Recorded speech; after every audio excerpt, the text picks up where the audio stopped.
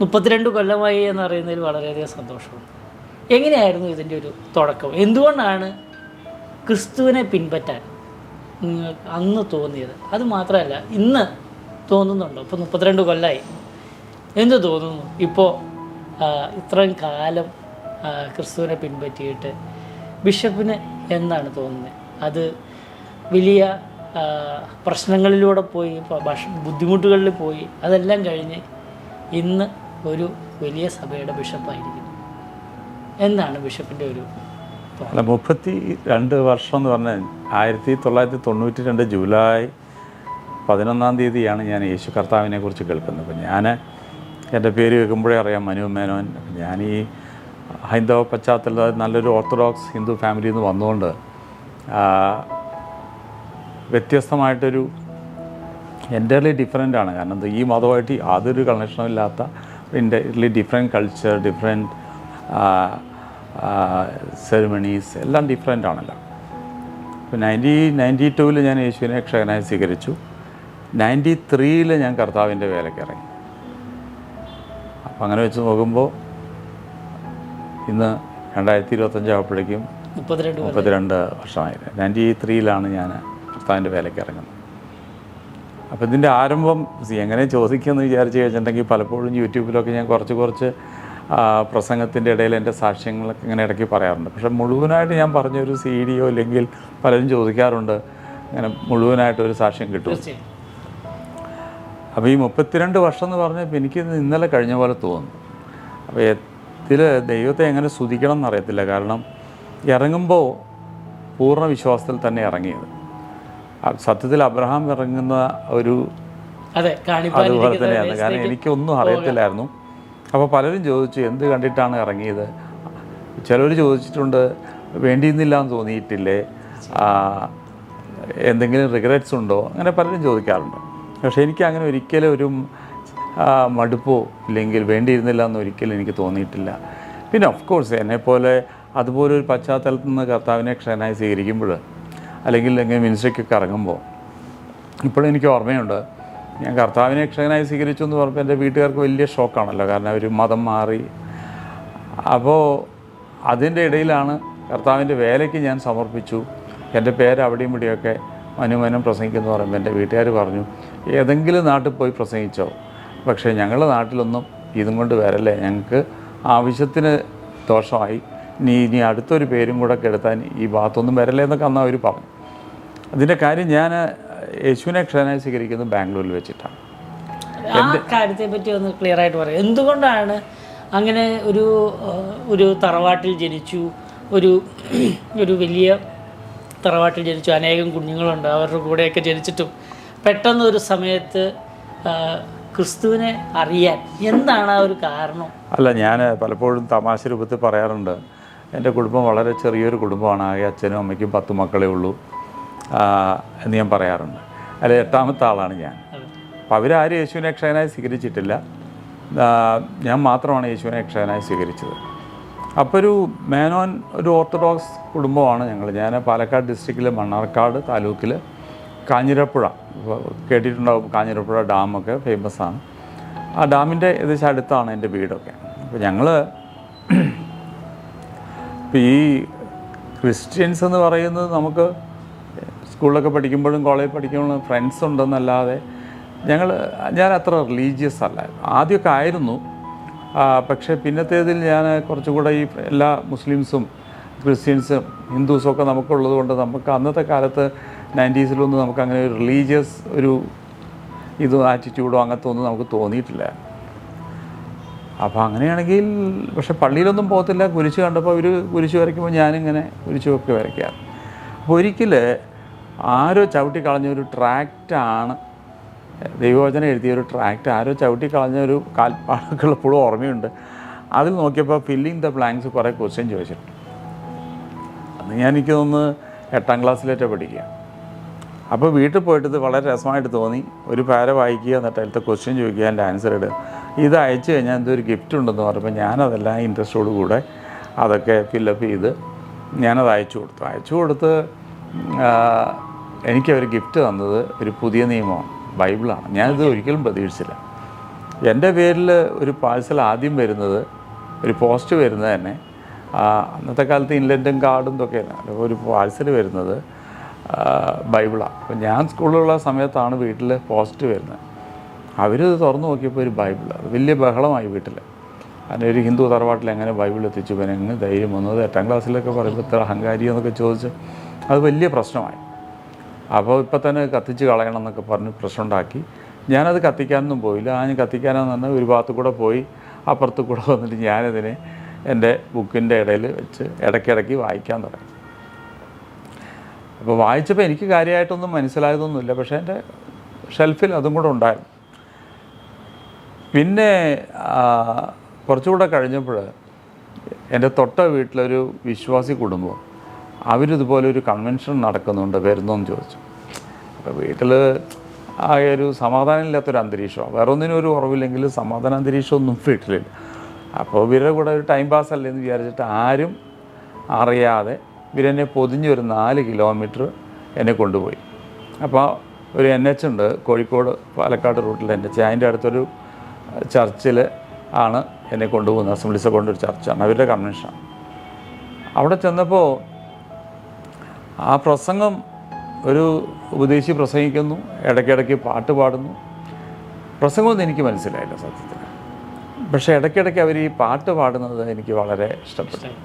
അപ്പോൾ ഞാൻ ഒരുവിധം കൺവെൻഷനിലൊക്കെ ഈ പാട്ട് കൊയർ പാടിയാലും ഞാൻ എൻ്റെ ഒരു സാറ്റിസ്ഫാക്ഷനെ ഈ പാട്ട് പാടും. അത് ആദ്യം എന്നെ സ്പർശിച്ചത് അവിടെ വീത്തൊരുക്കലിനടിയിൽ ഒരു നാരക വന്നാണ്. ഇടയ്ക്കിടയ്ക്ക് പാടാറുണ്ട്. ആ പാട്ട് എന്നെ ആദ്യം അങ്ങ് സ്പർശിച്ചു. അതുപോലെ തന്നെ മൽപ്രിയനെ. അപ്പോൾ അന്ന് അങ്ങനെ പല പല പാട്ടുകൾ അവർ പാടുമ്പോൾ ഈ പാട്ടുകൾ ഞാൻ ശ്രദ്ധിക്കാൻ തുടങ്ങി. പിന്നെ വീട്ടിൽ പോയിട്ട് ഇന്നത്തെ പോലെ ടേപ്പ് റെക്കോർഡോ മൊബൈലൊന്നും ഇല്ലാത്തൊരു കാലമല്ലേ.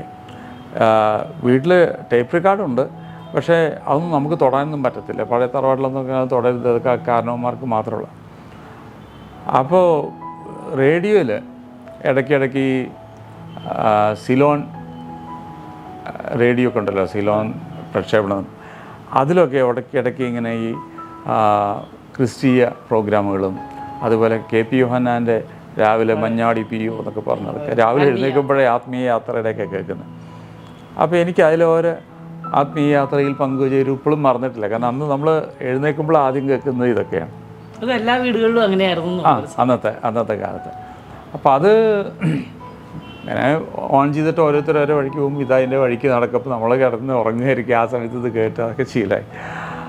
അപ്പോൾ ഞാൻ കുറച്ച് കാലം പുള്ളിയുടെ വോയിസ് തന്നെ ഞാൻ ഇമിറ്റേറ്റ് ചെയ്യായിരുന്നു. കേട്ട് നമുക്കതുപോലെ മഞ്ഞാടി പിയോ എന്നൊക്കെ പറഞ്ഞിട്ട്. അപ്പോൾ അതിൽ ഓരോരുത്തരുടെ അനുഭവ സാക്ഷ്യങ്ങളൊക്കെ, യേശു കർത്താവ് സൗഖ്യമാക്കി, യേശു കർത്താവ് സങ്കടം മാറ്റി എന്നൊക്കെ പറയുമ്പോൾ എനിക്കതൊക്കെ കൂടുതൽ ഇൻട്രസ്റ്റായി. പ്രത്യേകിച്ച് ഈ കൺവെൻഷന് പോയതിന് ശേഷം പാട്ടുകളോടുള്ള താല്പര്യത്തിൽ ഞാൻ ഈ പാട്ട് സെർച്ച് ചെയ്തുകൊണ്ട് നടക്കുമ്പോൾ DGS ദിനകരൻ സാറുടെ യേശു വിളിക്കുന്നു എന്നുള്ളൊരു 3 മണിക്കാണ്, വൈകിട്ട് 3 മണിക്കേറ്റ ഒരു യേശു വിളിക്കുന്നു എന്നുള്ള പ്രോഗ്രാം. അതിൽ ആഗോളവേളകളിൽ ആശ്വാസം. അപ്പോൾ ആ വോയിസിൽ തന്നെ ഇത് കേൾക്കുമ്പോൾ എനിക്ക് ഭയങ്കര ഇൻട്രസ്റ്റും. പിന്നെ അതിൽ ഓരോരുത്തരുടെ ടെസ്റ്റ് പണിയൊക്കെ കേട്ടപ്പോൾ എനിക്ക് കുറച്ചുകൂടെ ഒരു ഇൻട്രസ്റ്റ് കൂടി. കൊള്ളാം, യേശുവും കൂടെ നമുക്ക് കുഴപ്പമില്ല, നമ്മുടെ കൂടെ ഇരിക്കട്ടെ എന്ന് വെച്ചാൽ യേശു കർത്താവിനെയും കൂടെ എൻ്റെ കൂട്ടത്തിൽ ഹിന്ദു ആയിരിക്കുമ്പോൾ തന്നെ ഞാനൊരു ദൈവമായിട്ട് അങ്ങ് അംഗീകരിച്ചു. പക്ഷേ എൻ്റെ രക്ഷകനാണെന്നൊന്നും എനിക്കറിയത്തില്ല. യേശു കർത്താവും കൊള്ളാം, ഒരു ദൈവം എന്ന് മാത്രമേ ഉള്ളൂ. പക്ഷേ അങ്ങനെ നിന്നിട്ടൊന്നും എൻ്റെ സമാധാനത്തിൻ്റെ പ്രശ്നത്തിലൊന്നും പരിഹാരമൊന്നും ഇല്ല. അതങ്ങനെ തന്നെ കിടക്കുന്നു. വീട്ടുകാരിങ്ങനെ ഒരുപാട് പൂജ ചെയ്യുന്നു, പക്ഷേ വീട്ടിലെ അവസ്ഥകൾക്കൊന്നും വലിയ വ്യത്യാസം വരാത്തതുകൊണ്ട് എനിക്ക് ഈ ദൈവത്തിലുള്ള വിശ്വാസമൊക്കെ സത്യത്തിൽ നഷ്ടപ്പെട്ടു. അപ്പോൾ ഞാനൊരു സെമി നിരീശ്വരവാദിയായി, ഹാഫ് നിരീശ്വരവാദിയായി. ദൈവ ഭയമുണ്ട്, പക്ഷേ ദൈവവിശ്വാസമില്ല. രണ്ടും കൂടെ ഒരുമിച്ചായിരുന്നു. എന്തോ ഒരു ശക്തി ഉണ്ടല്ലോ, അതുകൊണ്ടൊരു പേടി, പക്ഷേ വിശ്വാസവും ഇല്ലാതെ. അതുകൊണ്ടാണ് ഞാൻ പറഞ്ഞൊരു ഹാഫ് നിരീശ്വരവാദിയായിട്ട്. അങ്ങനെ ഞാൻ മണ്ണാർക്കാട് MES കല്ലടി കോളേജിലാണ് പഠിച്ചത്. അപ്പോൾ എൻ്റെ ഗ്രാജുവേഷൻ കഴിഞ്ഞതിന് ശേഷം ഞാൻ അമ്മാവനോട് പറഞ്ഞു, അവിടെ വല്ല ജോലിയും കിട്ടുകയാണെങ്കിൽ ഞാൻ അങ്ങോട്ട് വരാം, അപ്പോൾ ഇവിടെ നിന്ന് രക്ഷപ്പെടാം. അറ്റ്ലീസ്റ്റ് അവിടെ പോയി കഴിഞ്ഞാൽ സ്റ്റേറ്റ് മാറുമ്പോൾ ഒരു സമാധാനം അന്തരീക്ഷവും ഇവിടെ കടന്നിട്ട് ഇങ്ങനെ ഇത് ബുദ്ധിമുട്ടുണ്ടല്ലോ എന്ന് വിചാരിച്ചിട്ട് ഞാൻ അമ്മാവനോട് ചോദിച്ചു. അങ്ങനെ അമ്മാവൻ എന്നെ വരാൻ പറഞ്ഞിട്ടാണ് ഞാൻ ബാംഗ്ലൂരിലേക്ക് പോകുന്നത്. ബാംഗ്ലൂർ ഒരു 5-6 മാസം ജോലിയൊക്കെ ശ്രമിച്ചു, പക്ഷേ എനിക്കങ്ങനെ ജോലി അതിനും ഭാഷയൊന്നും അറിയത്തില്ല, കന്നഡ ഭാഷ അറിയത്തില്ല. അപ്പോൾ അതല്ലാതെ അവർക്ക് ബുദ്ധിമുട്ടാണെന്നൊക്കെ പറഞ്ഞ് ലാസ്റ്റ് എനിക്ക് ജോലി കിട്ടി. ജോലി കിട്ടിയപ്പോഴും ഈ നമ്മുടെ ജീവിതത്തിൽ നമ്മൾ എന്തിന് ജീവിക്കുന്നു എന്നുള്ളതിനുള്ള ഒരു പർപ്പസോ കാര്യങ്ങളോ ഒന്നും മനസ്സിലാക്കാത്തതുകൊണ്ട് എന്തോ ഒരു ശൂന്യത ജീവിതത്തിൽ. എന്തൊക്കെയോ ചെയ്ത് കൂട്ടുന്നു. അപ്പോൾ ഞാനും ഒരിക്കൽ വിചാരിച്ചു, എന്തിനാ ഈ കഷ്ടപ്പെട്ട് ഇങ്ങനെ കഴിയുന്നത്? എന്തായാലും എല്ലാവരും ഒരു ദിവസം മരിക്കുന്നുണ്ട്. അപ്പോൾ നമ്മുടെ പ്രായത്തിലുള്ള പലരൊക്കെ മരിക്കുകയും അങ്ങനത്തെ ഒരു അനുഭവങ്ങളൊക്കെ നമുക്ക് ഒരുപാട് നമ്മളെക്കാൾ പ്രായം കുറഞ്ഞവർ പോകുന്നു. അപ്പോൾ ഞാൻ അങ്ങനെ ചിന്തിച്ചു, എന്തായാലും ഒരു ദിവസം മരിക്കണം. അപ്പോൾ കുറച്ചുകൂടെ നേരത്തെ മരിച്ചാൽ എന്തിന് ഈ കഷ്ടപ്പാടും കാര്യങ്ങളൊക്കെ ഭൂമിയിൽ ഞാൻ തന്നെ ചിന്തിച്ചിട്ടുണ്ട്. അപ്പോൾ അതിന് 1-2 പ്രാവശ്യം ഞാൻ അറ്റംപ്റ്റ് ചെയ്യുകയും ചെയ്തു ആത്മഹത്യക്ക്. അപ്പോൾ പക്ഷെ അതൊക്കെ ദൈവത്തിൻ്റെ അതാ ഞാൻ പറഞ്ഞത്, ഈ സംഗീതത്തിന് 139-ൻ്റെ 15-16 പറഞ്ഞതുപോലെ നമ്മൾ വെറും അമ്മയുടെ ഉദരത്തിൽ പിണ്ടാകാരമായിരുന്നപ്പോൾ എൻ്റെ കണ്ണുകൾ നിന്നെ കണ്ടെന്നു. അപ്പോൾ നിൻ്റെ ജീവിതത്തിൽ സംഭവിക്കുന്നില്ല എൻ്റെ പുസ്തകച്ചുരുളിൽ ഞാൻ എഴുതി വെച്ചിട്ടുണ്ടെന്നാണ് സംഗീതക്കാരൻ പറഞ്ഞത്. അപ്പോൾ അങ്ങനെ വരുമ്പോൾ നമ്മൾ പ്ലാൻ ചെയ്യുന്നതൊന്നുമല്ല നടക്കുന്നത്. ദൈവത്തിന് നമ്മുടെ മേലൊരു പ്ലാൻ ഉണ്ടെങ്കിൽ അതേ നടക്കത്തുള്ളൂ. അത് ജോലിയിലുള്ളൊരു ബുദ്ധിമുട്ട് കൊണ്ടോ അതോ? ജോലിയുണ്ട്. അത് കഴിഞ്ഞപ്പോഴേക്കും ഞാൻ ബിസിനസ്സായി 89 ആകുമ്പോൾ ബാംഗ്ലൂർ, ഞാൻ 85 ബാംഗ്ലൂരുണ്ട്. 89 ആയപ്പോഴേക്കും ഞാൻ സ്വന്തം ബിസിനസ്സൊക്കെ തുടങ്ങിയായിരുന്നു. എനിക്ക് ചൈനീസ് റെസ്റ്റോറൻറ്റൊക്കെ ആയിട്ട് പാർട്ട്ണർഷിപ്പായിട്ട് തുടങ്ങി. അത് കഴിഞ്ഞ് ഹാൻഡിക്രാഫ്റ്റ് എംപോറിയൊക്കെ ആയിട്ട് മാറി. 92 ഞാൻ യേശുവിനെ ക്ഷേത്രമായി സ്വീകരിക്കുമ്പോൾ എനിക്ക് ഹാൻഡിക്രാഫ്റ്റിൻ്റെ എംപോറിയം, ഫാൻസി സ്റ്റോറും ഒക്കെ. അപ്പോൾ അവിടെ വെച്ചിട്ട് അതെ, എന്തുകൊണ്ടാണ് അപ്പോൾ അങ്ങനെ ഒരു ബിസിനസ്സിലുള്ള ബുദ്ധിമുട്ടുകളാണോ അതെയോ? അതുകൊണ്ട് ഫൈനാൻഷ്യൽ ക്രൈസിസ് ഉണ്ട്. പ്ലസ് അതാണ് പറഞ്ഞ ഒരു വാക്യൂം, എന്തോ ഒരു കുറവ്, നമുക്കത് എക്സ്പ്രസ് ചെയ്യാൻ പറ്റത്തില്ല. ജീവിക്കണം എന്നുള്ളൊരു ത്രില്ലില്ല. ഇങ്ങനെ നമുക്ക് ആർക്കോ വേണ്ടി ജീവിക്കുന്നു, രാവിലെ ആവുന്നു, വൈകിട്ടാവുന്നു, കിടന്നുറങ്ങുന്നു, ഒരു റുട്ടീൻ അല്ലാതെ എനിക്ക് തോന്നുന്നു ഒരു പർപ്പസ് ഇല്ലാത്ത, ഒരു പർപ്പസ് ഓറിയൻറ്റഡ് അല്ലാത്ത ഒരു ലൈഫിലേക്ക് നമുക്ക് ജീവിക്കാനുള്ള ത്രില്ലില്ല. ജീവിക്കുന്നു, അല്ലെങ്കിൽ നമുക്ക് സർവൈവേഴ്സ് എന്ന് പറയാം. അങ്ങനെ ഫ്രണ്ട്സൊക്കെ ആരെങ്കിലും ഒക്കെ ഉണ്ട്? ഫ്രണ്ട്സൊക്കെ ഉണ്ട്. ഒക്കെ ഡീസൻ്റ് ആയിട്ടുള്ള ഫ്രണ്ട്സേ. അന്ന് ഞാൻ എൻ്റെ കൂട്ടത്തിൽ ബാച്ചിലറായിട്ടിരിക്കുന്ന സമയത്തും ഡീസൻ്റായ ആൾക്കാർ മാത്രമേ, അത് എൻ്റെ നാട്ടിലുള്ളവരൊക്കെ വരുമ്പോൾ ഞങ്ങൾ ഒരുമിച്ച് വീടെടുത്തൊക്കെ താമസിക്കും. പക്ഷേ അപ്പോൾ ഈ ഫ്രണ്ട്സ് ആരെങ്കിലും ആണോ ഇതുപോലെ തന്നെ കർത്താവിൻ്റെ ഒരു ഇതിനകത്ത്? അപ്പോൾ അങ്ങനെ വരുന്ന സമയത്ത് എൻ്റെ ഒരു ഇൻറ്റിമേറ്റ് ഫ്രണ്ട്, എൻ്റെ കൂടെ പഠിച്ച ഒരു കുഞ്ഞുമോൻ, അവൻ ഇന്നിപ്പോൾ അമേരിക്കയിൽ ഒരു പാസ്റ്ററൊക്കെയാണ്. പുള്ളിക്കാരൻ 3 മാസം എൻ്റെ വീട്ടിൽ വന്ന് ബാച്ചിലർ. ഞാൻ പറഞ്ഞത് താമസിച്ചതിന് കാശും ഫുഡിന് കാശും തന്നാൽ മതി എന്നൊക്കെ പറഞ്ഞ് എൻ്റെ കൂടെ ഇരുന്ന് അവനെപ്പോഴും രാത്രിയും പകലിരുന്ന് പ്രാർത്ഥിക്കും. രാത്രിയൊക്കെ ചിലപ്പോൾ ഞാൻ ഞെട്ടി ഉണരുന്നും എൻ്റെ പ്രാർത്ഥന കേട്ടിട്ടാണ്. അപ്പോൾ ഞാൻ പലപ്പോഴും ചോദിക്കും, എത്രയും ബുദ്ധിമുട്ടുണ്ടോ അല്ല ഇത്രയൊക്കെ പ്രാർത്ഥിക്കാൻ ഒക്കെ ചോദിക്കുമ്പോൾ പറയും, നിനക്ക് വേണ്ടിയാണ് പ്രാർത്ഥിക്കുന്നത്. എനിക്കിത് കേട്ടപ്പോൾ അങ്ങ് ദേഷ്യം. അപ്പോൾ എൻ്റെ കൂടെയുള്ള ബാക്കിയുള്ളവരും ക്രിസ്ത്യൻസാണ്. അപ്പോൾ ഇവനെ എങ്ങനെ വിട്ടാൽ പറ്റത്തില്ലല്ലോ എന്ന് പറഞ്ഞ് ഇവനോട് ഞങ്ങൾ ബഹളം കൂടും. കാരണം എനിക്ക് വേണ്ടി നീ എന്തിനു പ്രാർത്ഥിക്കുന്നു? മേനോനെ, നീ കർത്താവിനെ അറിയണമെന്ന്. അപ്പം ഞാൻ പറഞ്ഞു, ഞാൻ കർത്താവിനെ അറിയല്ല, നിന്നെ ഞങ്ങൾ ഹിന്ദു ആക്കുന്നു. അപ്പോൾ മറ്റുള്ള ക്രിസ്ത്യാനിയും കൂടെ എൻ്റെ കൂടെ ആക്കിയിട്ട് പിന്നെ ഞങ്ങൾ അതിനൊരു തർക്കമൊക്കെ. എന്തായാലും കുഞ്ഞുമോൻ്റെ പ്രാർത്ഥനയുടെ ഫലമായിട്ടായിരിക്കാം ഒരിക്കൽ ഒരു ദൈവദാസൻ അവിടെ ശുശ്രൂഷിക്കുന്നുണ്ട്, വരുന്നുണ്ടോ എന്ന് ചോദിച്ചു. അപ്പോൾ ഞാൻ ഇവിടുത്തെ ഇന്ത്യയിൽ നിന്ന് രക്ഷപ്പെടാൻ വേണ്ടിയിട്ട് ഗൾഫിലേക്ക് പോകാൻ വേണ്ടി ഒരു ഇൻ്റർവ്യൂ അറ്റൻഡ് ചെയ്യാൻ നിൽക്കാം. അപ്പോൾ പല ഇൻ്റർവ്യൂവിലും ഞാൻ അറ്റൻഡ് ചെയ്തിട്ടൊക്കെ ജീവിതം മുഴുവൻ തോൽവിയായിരുന്നു. ഉള്ളത് പറയാമല്ലോ, ജീവിതം മുഴുവനും തോൽവിയായിരുന്നു. എനിക്ക് എന്തിൽ തൊട്ടാലും തോൽവിയാണ്. അതാണ് മെയിൻ ഒരു വിഷയം. അപ്പോൾ പിന്നെ ഈ പഴയ അനുഭവങ്ങൾ തന്നെയല്ലേ. അപ്പോൾ പിന്നെ ഇനിയിപ്പോൾ പുതിയൊരു ഇതിലേക്ക് എനിക്ക് വിശ്വാസം കുറഞ്ഞതുകൊണ്ട് ഈ പുള്ളി പറഞ്ഞു, നീ ചർച്ചിൽ വന്നാൽ നിൻ്റെ പ്രശ്നമൊക്കെ പരിഹരിക്കപ്പെടും, അതിന് ഉപവസിക്കും പ്രാർത്ഥിക്കുകയൊക്കെ വേണമെന്ന്. ഞാൻ പറഞ്ഞു, ഓക്കെ, ഞാൻ ഉപവസിക്കാം. അപ്പോൾ എന്നാൽ മീറ്റിങ്ങിന് വരണമെന്ന്. അപ്പോൾ ഒരിക്കലൊരു മീറ്റിങ്ങിന് പുള്ളി പറഞ്ഞിട്ട് കൊണ്ടായത് എനിക്കൊന്നും ഇഷ്ടപ്പെട്ടില്ല. ഭയങ്കര ബഹളം വെച്ച് ഇങ്ങോട്ട് ചാടുന്നു അങ്ങോട്ട് ചാടുന്നു, എനിക്കിഷ്ടപ്പെട്ടില്ല. ഞാൻ പറഞ്ഞു, ഇനിയിപ്പോൾ പള്ളിയിൽ വരണമെന്നുണ്ടോ, ഉപവസിച്ച് പള്ളിയിരുന്ന് പ്രാർത്ഥിച്ചാൽ പോരെ യേശുവിനോടെന്ന് ചോദിച്ചു. അത് നിൻ്റെ ഇഷ്ടം എന്നാണ്. അവൻ കുറേ നിർബന്ധിച്ചു വരാൻ. അന്ന് ബദേൽ പി ജേക്കബ് എന്നൊരു ദൈവദാസൻ അമേരിക്കയിൽ നിന്ന് ആ ചർച്ചിൽ വന്ന് ശുശ്രൂഷിക്കുകയാണ് 3 ദിവസം. അപ്പോൾ അതിൻ്റെ ഒരു ദിവസം, ഒരു വെള്ളിയാഴ്ചയാണ് എന്നോട് ചെല്ലാൻ പറയുന്നത്. അപ്പോൾ ഞാനവിടെ ചെല്ലുന്ന സമയത്ത് ഒന്ന് ഉപവസിക്കാൻ തീരുമാനിച്ചു. അപ്പോൾ പുള്ളി ചർച്ചിലേക്ക് പോയി, ഞാൻ ഉപവസിക്കാൻ തീരുമാനിച്ചു. ഞാൻ ഒരു 12 മണിയാകുമ്പോഴേക്കും എൻ്റെ വയറൊക്കെ ഞാൻ ആദ്യമായിട്ടാണ് ജീവിതത്തിൽ പട്ടിണി കിടക്കുക എന്ന് പറയുന്നത്, ഉപവാസമല്ലല്ലോ. എനിക്കങ്ങനെ അറിയത്തുമില്ല. ഇനിയിപ്പോൾ എന്തെങ്കിലും എടുത്ത് തിന്ന് വല്ല മഹാഭാവ് വെച്ചിട്ട് പേടിച്ചിട്ട് ഞാൻ എന്ത് ചെയ്തു, നേരെ ചർച്ചിലേക്ക് അങ്ങ് പോയി. ആ ദേവദാസൻ എല്ലാം നല്ല പ്രസംഗം നടക്കുമ്പോഴാണ് ഞാൻ അവിടെ ഇരിക്കുന്നത്. ഒരു വെള്ളിയാഴ്ചയാണ്. കുറച്ച് കഴിഞ്ഞപ്പോൾ ഇപ്പോൾ ഞാൻ ബാംഗ്ലൂരല്ലേ, കുറച്ച് തണുപ്പുമുണ്ട്. ഒരു തരം ഒരു ജർക്കിനൊക്കെ ഇട്ടിട്ട് പോയിരിക്കുക. അന്ന് ബാംഗ്ലൂർ എല്ലാവർക്കും ജർക്കിനാണ്, ഒരു ബ്ലൂ ജർക്കിനൊക്കെ ഇട്ട് പോയി. അപ്പോൾ എല്ലാവരും കണ്ണടയ്ക്കുമ്പോൾ ഞാൻ കണ്ണു തുറക്കും, എല്ലാവരും കണ്ണു തുറക്കുമ്പോൾ എന്നെ ആരും കാണരുതെന്ന് വിചാരിച്ചിട്ട് ഞാൻ കണ്ണടയ്ക്കുക. അപ്പോൾ അവിടുന്ന് പുള്ളി ഒരു പ്രവാചകനും കൂടെയാണ്.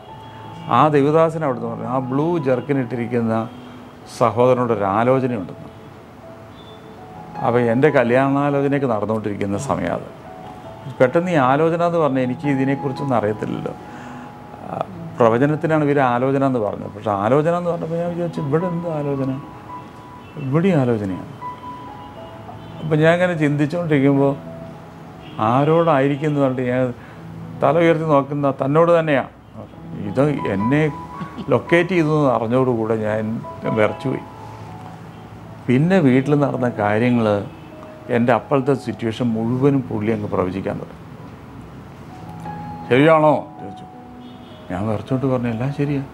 അപ്പം ഞാൻ ചിന്തിച്ചത് എങ്ങനെ ഈ പുള്ളി ഇത് അറിയും? കാരണം എൻ്റെ മാത്രം സീക്രട്ട് വേറെ ആരോടും ഞാൻ പറയാത്തത്, എന്നോട് മാത്രം, എൻ്റെ ഉള്ളിൽ മാത്രമേ ഇരിക്കുന്നു, പുള്ളി പുറത്തിട്ടു. അപ്പോൾ എല്ലാവരും പുള്ളിക്ക് വേണ്ടി പ്രാർത്ഥിക്കാൻ പുള്ളി ആകെ തകർന്നിരിക്കുകയാണ്. എൻ്റെ ദൈവാത്മാവ് പറയുന്നു, ഇന്ന് അവൻ ദൈവത്തെ അനുസരിച്ചാൽ ഞാൻ അവനൊരു വഴി തുറക്കും, ഇല്ലെങ്കിൽ അവൻ ജീവിച്ചിരിക്കത്തില്ലെന്ന്. ശരിയാണ്, എനിക്ക് ജീവിച്ചിരിക്കണം താല്പര്യമില്ലാത്തൊരു സമയമല്ല അത്. ഏട്ടാ എല്ലാവർക്കും എനിക്ക് വേണ്ടി പ്രാർത്ഥിക്കണം, ഇല്ലെങ്കിൽ ആ മനുഷ്യൻ ജീവിച്ചിരിക്കത്തില്ല എന്നാണ് പ്രശ്നം. ഇപ്പം എല്ലാവരും കാര്യമായിട്ട് ഇൻട്രസ്റ്റ് എടുത്ത് ആത്മാർത്ഥതയിൽ കണ്ണടച്ച് എല്ലാവരും പ്രാർത്ഥിക്കുമ്പോൾ ഞാൻ മെല്ലെ പിറകുവാതിൽ പകുതി തുറന്നിട്ടുണ്ടായിരുന്നത്. എല്ലാവരും കൂടെ എനിക്ക് വേണ്ടി പ്രാർത്ഥിക്കുമ്പോൾ ഞാൻ മെല്ലപടി ഇരുന്നാൽ ശരിയാവത്തില്ല. കാരണം ഇവരൊക്കെ ബ്രെയിൻ വാഷ് ചെയ്യുന്ന ആൾക്കാരാന്നൊക്കെ പണ്ട് ആരൊക്കെ പറഞ്ഞു തന്നിട്ടുണ്ട് എനിക്ക്. ഇനി അങ്ങനത്തെ ഉടായ്പ വല്ലതും ആണെങ്കിൽ എനിക്ക് വയ്യെന്നും പറഞ്ഞ് ഞാൻ മെല്ലെ ഇറങ്ങി പുറത്ത് പോയപ്പോഴും ഒരു സഹോദരി ഗേറ്റിൻ്റെ അവിടെ നിൽക്കുന്നുണ്ട്. എന്നെ നോക്കിയിട്ട് ചോദിച്ചു, മീറ്റിംഗ് തീർന്നോ എന്ന് ചോദിച്ചു. അത് എനിക്കറിയത്തില്ല. പുതിയതാണോ എന്ന് ചോദിച്ചു. രക്ഷിക്കപ്പെട്ടാ ചോദിച്ചു. ഞാൻ പറഞ്ഞു എനിക്ക് രക്ഷിക്കപ്പെടുക എന്നുള്ളത്, നമ്മൾ രക്ഷപ്പെടാൻ പോവുക. അപ്പോൾ ഞാൻ ഇതാരെന്ന് അറിയത്തില്ല. ക്രിസ്ത്യാനിയാണോ? അല്ല മേനോനാണെന്നല്ല. അപ്പോൾ കോളറൊക്കെ നല്ല പൊക്കിയിട്ട് ഞാൻ പറഞ്ഞു ഞാൻ മേനോനാണ്. മേനോൻ യേശുവിനെ കുറിച്ച് കേട്ടിട്ടുണ്ടോ എന്ന് ചോദിച്ചു. എന്ത് മനസ്സിലായി ചോദിച്ചു. നിങ്ങളുടെ ക്രിസ്ത്യാനികളുടെ ദൈവമാണെന്ന് മനസ്സിലായി. അങ്ങ് മിടുക്ക എന്ന് പറഞ്ഞ് പാസ്റ്റേജ് അങ്ങ് തള്ളി തുറന്നിട്ട് അവിടെ കൊണ്ടേ ഇരുത്തി. ഇത് ക്രിസ്ത്യാനികളുടെ ദൈവമൊന്നല്ല യേശു, യേശു പാപികളുടെ രക്ഷകനാണ്. ഒന്ന് പറഞ്ഞേ ആരാ യേശു? ഞാൻ പാപികളുടെ രക്ഷകൻ. അപ്പോൾ നമ്മൾ പാപിയാണോ ചോദിച്ചെന്നോട്. നമ്മുടെ ഈ തലയോലപ്പറമ്പുകാരിയാണ്. നമ്മൾ പാപിയാണോ? നമ്മൾ അല്ല. ഞാനെന്തിന് പാപി എന്ന് പറയുന്നവരാണ്. പുള്ളിക്കാരത്തി ഈ വാക്യം വായിക്കുക ആ വാക്യം വായിക്കുന്നൊക്കെ ഒരു 10-20 മിനിറ്റ് അങ്ങോട്ട് തിരിച്ചും മറിച്ചൊക്കെ വായിപ്പിച്ചു. ഞാൻ പൂർണ്ണമായിട്ടൊരു മഹാപാപിയാണെന്ന് അങ്ങ് തെളിയിച്ചു തന്നു. പാപി സ്വർഗത്ത് പോവോ? നമ്മനില്ല, സ്വർഗത്ത് പോണ്ടേ? നമ്മൾ പോകണം. അതിനൊരു വഴി പറയാവോ? എനിക്കറിയത്തില്ല. അപ്പോൾ ആ വാക്യങ്ങളൊക്കെ കാണിച്ചു തന്നു. ആകാശത്തിൻ്റെ കീഴിൽ യേശുവിൻ്റെ നാമമല്ലാതെ മാനവരാശിക്ക് രക്ഷ പ്രാപിപ്പാൻ വേറൊരു നാമമില്ല എന്നുള്ള വാക്യം കൂടെ അങ്ങ് പ്രൂവ് ചെയ്ത് തന്നപ്പോൾ എങ്ങനെ സ്റ്റണ്ടായി നിൽക്കുക. അതൊക്കെ കേട്ടിട്ട് മഹാപാപിയാണ് ഞാൻ ഒക്കെ ചിന്തിച്ചുകൊണ്ടിരിക്കുക. 25 മിനിറ്റ് ആയപ്പോഴേക്കും എന്ത് തീരുമാനിക്കുന്നു എന്ന് ചോദിച്ചു. അങ്ങനെ എനിക്ക് എൻ്റെ പാപം മാറണം, അതിന് യേശു മാത്രമേ ഉള്ളൂ വഴി. അപ്പോൾ ആ യേശുവിൻ്റെ രക്തത്തിൽ വിശ്വസിക്കുന്നു, യേശുവിൽ വിശ്വസിക്കുന്നു, അതുവരെയൊന്നും കുഴപ്പമില്ല. അങ്ങനെയാണെങ്കിൽ യേശുവിനെ രക്ഷകനായി സ്വീകരിക്കാവോ എന്ന് ചോദിച്ചു. അപ്പോൾ ഞാൻ വിചാരിച്ചു ഇനിയിപ്പോൾ എന്താവും അടുത്ത സ്റ്റെപ്പ്. എനിക്ക് യേശുവിനെ വേണം, പാപം മാറണം, സ്വർഗത്ത് പോകണം, ഇതൊക്കെ സത്യമാണ്. സത്യത്തിൽ പുള്ളിക്കാരത്തി അന്ന് സംസാരിച്ചത് മതത്തെക്കുറിച്ചല്ല, ദേഹം ദേഹി ആത്മാവാണ്. സത്യത്തിൽ ഇപ്പോഴേ ഞാൻ പറയുന്ന എല്ലാവരും കേൾക്കേണ്ട സുവിശേഷം, നിങ്ങൾ ഈ ചർച്ചിൽ വന്നാൽ നിങ്ങളുടെ പ്രശ്നം മാറും, ഇല്ലെങ്കിൽ യേശുവിനെ അറിഞ്ഞാൽ നിങ്ങളുടെ പ്രശ്നം മാറും. ഇത് പറയുന്നതിനേക്കാൾ നല്ലത് ഇവർക്ക് എന്താകും, ഇവരുടെ ആത്മാവാണ് ഇമ്പോർട്ടൻ്റ്. ആത്മാവിന് എന്താണ് സംഭവിക്കുന്നത്? കാരണം ഇപ്പോൾ എല്ലാ മതത്തിലും ആത്മാവിന് വിശ്വസിക്കുന്നുണ്ട്. അപ്പോൾ നമ്മളിപ്പോൾ ഹിന്ദു ആയിരുന്ന സമയത്തും മരിച്ചുപോയ എത്രയോ വർഷങ്ങൾക്ക് മുമ്പ് മരിച്ചുപോയവരുടെ പേരിൽ ശ്രാദ്ധവും പല കാര്യങ്ങളും അവരുടെ പേരിലൊക്കെ മരിച്ചവർക്ക് വേണ്ടി ചെയ്യുന്നുണ്ട്. അപ്പോൾ അതിൻ്റെ അർത്ഥം അപ്പോഴാണ് ഞാൻ ആലോചിക്കുന്നത്, ഇപ്പോൾ ഈ എല്ലാ റിലീജിയനിലും ആത്മാവ് മരിക്കുന്നില്ലെന്ന് അവർക്കറിയാം. അതുകൊണ്ടാണ് ക്രിസ്ത്യാനികളും ഒക്കെ 15 40 അപ്പോൾ അവർക്ക് വേണ്ടി പ്രാർത്ഥിക്കുന്നു, മരിച്ചവർക്ക് വേണ്ടി പ്രാർത്ഥിക്കുന്നു, മരിച്ചവരോട് പ്രാർത്ഥിക്കുന്നു. അപ്പോൾ മരിച്ചവർ മരിച്ചു പോയി എന്നുള്ള അറിയാം, പക്ഷേ ആത്മാവ് എവിടെ ഉണ്ട്? അതുകൊണ്ടാണ് ഈ ബലിയർപ്പണവും ഓരോ വർഷം അതൊക്കെ ചെയ്യുന്നതും. അപ്പോൾ ആത്മാവുണ്ടെന്ന് എല്ലാ മതവും വിശ്വസിക്കുന്നു. പക്ഷെ ഇത് എവിടെയാണ് എന്നും ആർക്കും അറിയത്തില്ല. ഈ സ്പിരിറ്റ് സോൾ ബോഡി പുള്ളിക്കകത്ത് പറഞ്ഞു മരിച്ചു കഴിഞ്ഞാൽ എവിടെ പോകും ചോദിച്ചപ്പോൾ ഞാൻ പറഞ്ഞു സ്വർഗത്തിൽ. അതെങ്ങനെ ഭാവി സ്വർഗത്തിൽ പോവാൻ? അപ്പോൾ പിന്നെ എനിക്ക് മറുപടിയില്ല. അപ്പോൾ അവർ പറഞ്ഞു നമ്മുടെ പ്രവൃത്തി കൊണ്ട് ഒരിക്കലും ഇത് നേടാൻ പറ്റത്തില്ല. അതിനാണ് യേശു മരിച്ചത്. അന്നാണ് എനിക്ക് മനസ്സിലാകുന്നത് യേശു കർത്താവ് ക്രിസ്ത്യാനികളുടെ ദൈവമല്ല, മാനവരാശിയെ രക്ഷിക്കാൻ. അത് തന്നെയാണല്ലോ നമ്മൾ യോഹന്നാൻ 3:16 പറയുന്നത്. യേശു കർത്താവിനെ ഭൂമിയിലേക്ക് അയച്ചത് മാനവരാശിയെ ലോകത്തെ രക്ഷിക്കാൻ, അല്ലാതെ ഒരു സമൂഹത്തെയോ ഒരു റിലീജിയസ് ഗ്രൂപ്പിനെ രക്ഷിക്കാനല്ല. അപ്പോൾ എനിക്ക് മനസ്സിലായി എൻ്റെയും കൂടെയാണ് രക്ഷകൻ. അപ്പോൾ തീരുമാനിക്കുന്നു ചോദിച്ചപ്പോൾ ശരിയാ, എൻ്റെ അമ്മയുടെ വീട്ടിൽ ഒരു സർപ്പക്കാവും കാര്യങ്ങളും, എൻ്റെ വീട്ടിൽ അമ്പലവും കാര്യങ്ങളും, ശബരിമല മേൽശാന്തിയൊക്കെ വീട്ടിൽ വന്ന് പൂജിക്കുന്ന ഇല്ലം.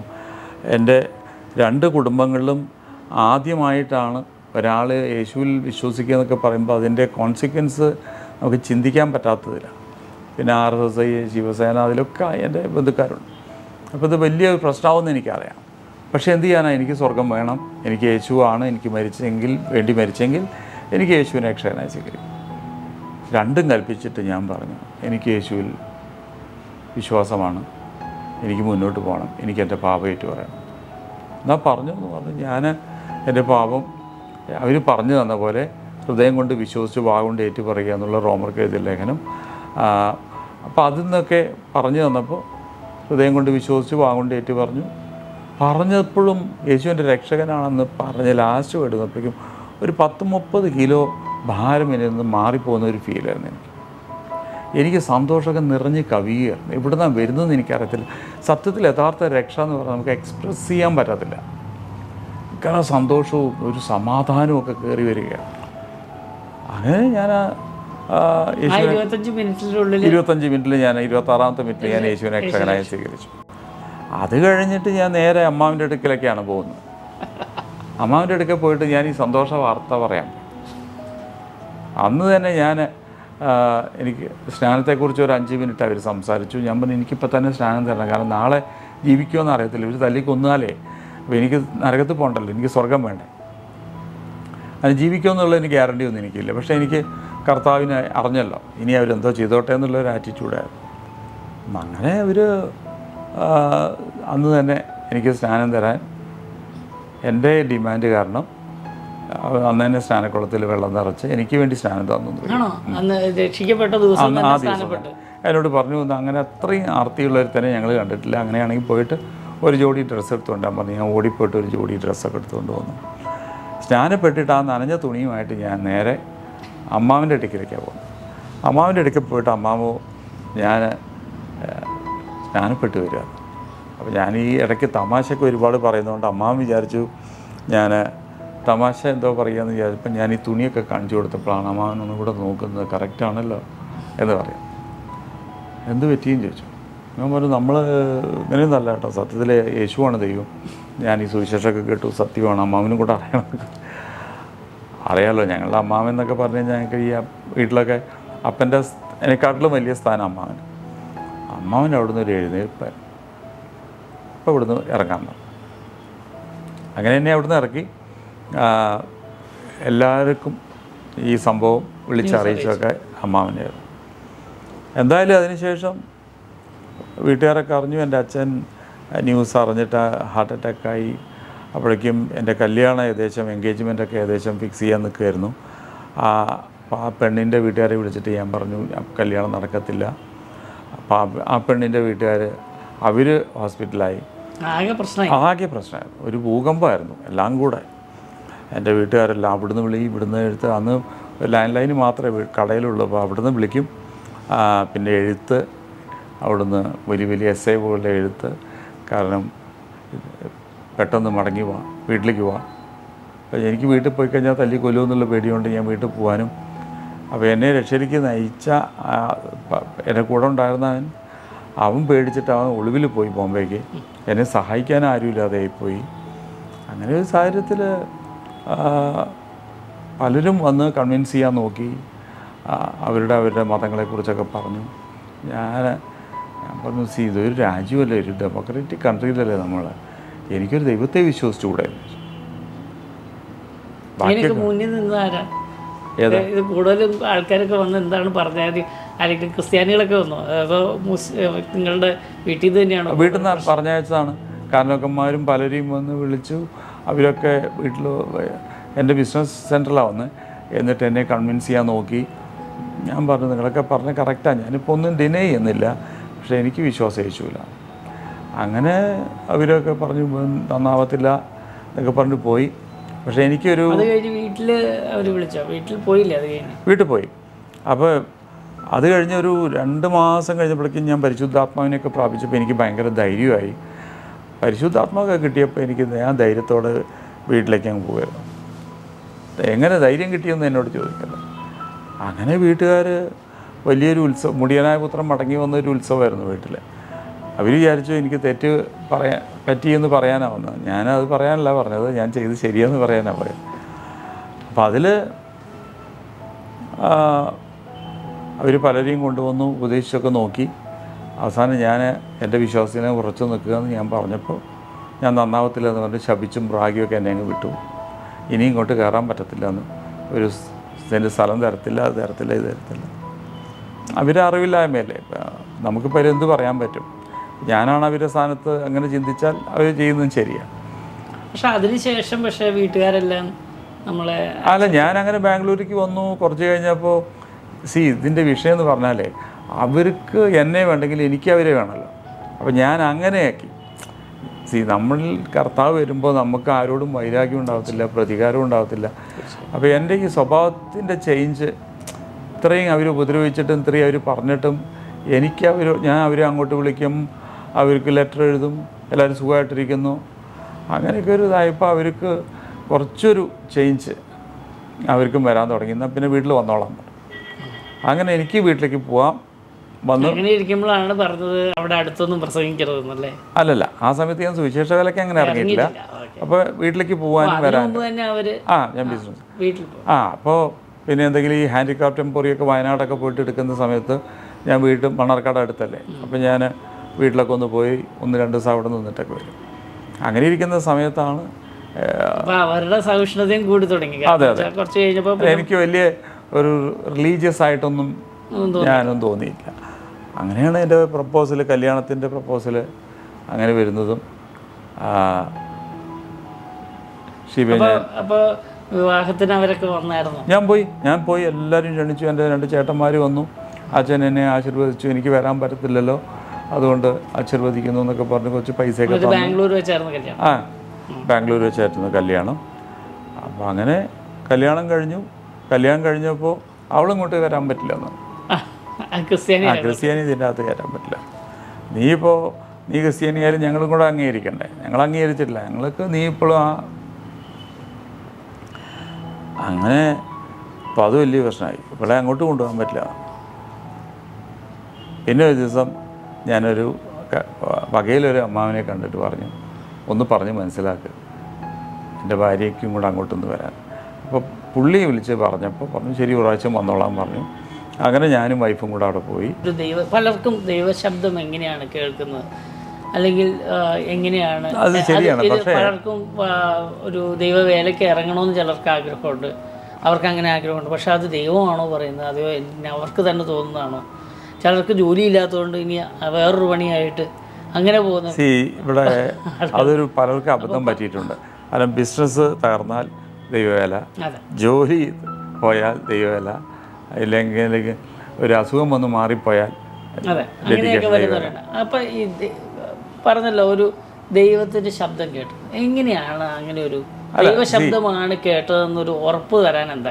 അപ്പം ദൈവത്തിൻ്റെ ശബ്ദം എന്ന് പറഞ്ഞാൽ അത് ഓരോരുത്തർക്കും നമുക്കത് എക്സ്പ്രസ് ചെയ്യാൻ പറ്റില്ല. എങ്ങനെയാണ് നമുക്കത് എന്താ തോന്നിയതെന്നൊന്ന് പറഞ്ഞു. അല്ല, എനിക്ക് സ്ട്രോങ് ആയിട്ട് ഒരു അശരീരി പോലെയാണോ അതോ സ്ട്രോങ് ഒരു മനസ്സിൻ്റെ അകത്തൊരു നല്ല സ്ട്രോങ് ദൈവശബ്ദം കേട്ട് എന്നോട് പറഞ്ഞു, സ്ട്രോങ് ആയിട്ട് എന്നോട് പറഞ്ഞു, നീ എൻ്റെ വേലയ്ക്ക് ഇറങ്ങണമെന്ന്.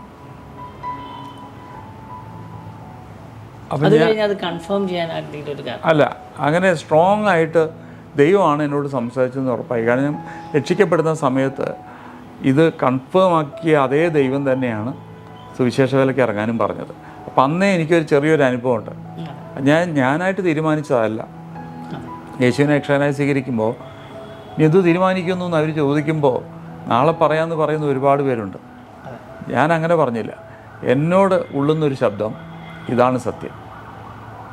അപ്പോൾ നമ്മളെ ആത്മാവ് എങ്ങനെ വഴി നടത്തുന്നത്, ഇതാണ് വഴി, അത് നമുക്ക് എങ്ങനെ അറിയുന്നത്? അപ്പോൾ നമുക്ക് എക്സ്പ്രസ് ചെയ്യാൻ പറ്റത്തില്ല, ഓരോരുത്തർക്കും ഓരോ ഫീലാണ്. അപ്പോൾ നീ കറക്റ്റാണ് കേട്ടിരിക്കുന്നത്, ഇതാണ് സത്യം എന്ന് ആരോ നമ്മളോട് പറയുന്ന പോലെ സ്ട്രോങ് ആയിട്ട്, അതിലാണല്ലോ ഞാൻ യേശുവിനെ രക്ഷകനായി സ്വീകരിച്ചത്. അപ്പോൾ ഇവിടെയും അതുപോലെ തന്നെ ബിസിനസ് അല്ല നിനക്ക്, നീ എൻ്റെ വേലയ്ക്കുള്ളവനാണ്.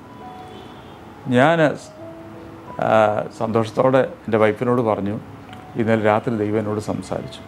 പക്ഷെ അവൾക്കൊരു സംശയം തോന്നിയില്ല. അവൾ എന്താ പറഞ്ഞെന്ന് ചോദിച്ചു. ഞാൻ പറഞ്ഞു, കർത്താവിൻ്റെ വേലയ്ക്ക് ഇറങ്ങാൻ. അപ്പോൾ വാ നമുക്ക് പോവാം, പള്ളിയിൽ പോയിട്ട് പാസ്റ്ററോട് പറയാമെന്ന്.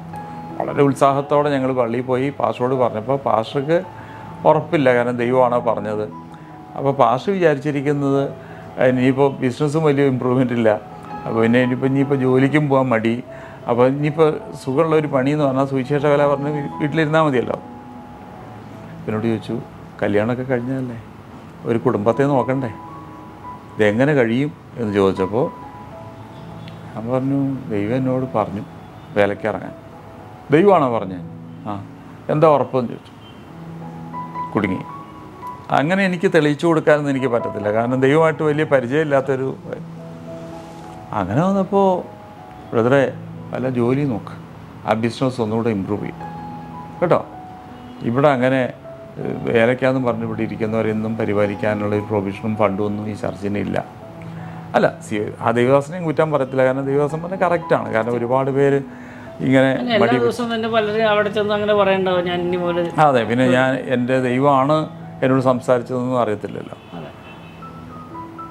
ഞാൻ തിരിച്ചു വന്നു, നിരാശയിലാണ് തിരിച്ചു വന്നു. 2 ദിവസം കഴിഞ്ഞപ്പോൾ വീണ്ടും ഇതേ സ്ട്രോങ് ആയിട്ടൊരു ഫീല്, ദൈവത്തിൻ്റെ ശബ്ദം വേലയ്ക്കിറങ്ങാൻ. അപ്പോൾ എനിക്കറിയാം ആരും സപ്പോർട്ടില്ല, ചർച്ചിൽ പോകാൻ പറയാനുമില്ല. അപ്പം ഞാൻ വിഷമിച്ചിരിക്കുമ്പോൾ എൻ്റെ വൈഫ് ഒന്ന് ചോദിച്ചു, എന്താ ഇങ്ങനെ വിഷമിച്ചിരിക്കുകയെന്ന് ചോദിച്ചു. ഞാൻ പറഞ്ഞു, ഇന്നലെ വീണ്ടും ദൈവം സംസാരിച്ച് വേലയ്ക്കിറങ്ങാൻ, പക്ഷേ പള്ളിയിൽ പോയിട്ടൊന്നും ഒരു വഴക്കേ കേൾക്കത്തുള്ളൂ, എൻകറേജ്മെൻ്റ് ഒന്നുമില്ല, ഞാനിപ്പോൾ എന്ത് ചെയ്യണം? അപ്പോൾ അവൾ പറഞ്ഞു, അവൾ ജോലി ചെയ്തുകൊണ്ടിരുന്നതാണ്. ഞാനാ പറഞ്ഞു ജോലിക്ക് പോകണ്ടെന്നൊക്കെ പറഞ്ഞ് ഞാൻ നിർത്തിയതാണ്. കാരണം ഞാൻ എനിക്ക് ബിസിനസ് ഉണ്ടല്ലോ, നീ ജോലിക്കൊന്നും പോകണ്ടെന്നൊക്കെ പറഞ്ഞു. അവൾ പറഞ്ഞു, ഞാൻ ജോലിക്ക് പോവാം,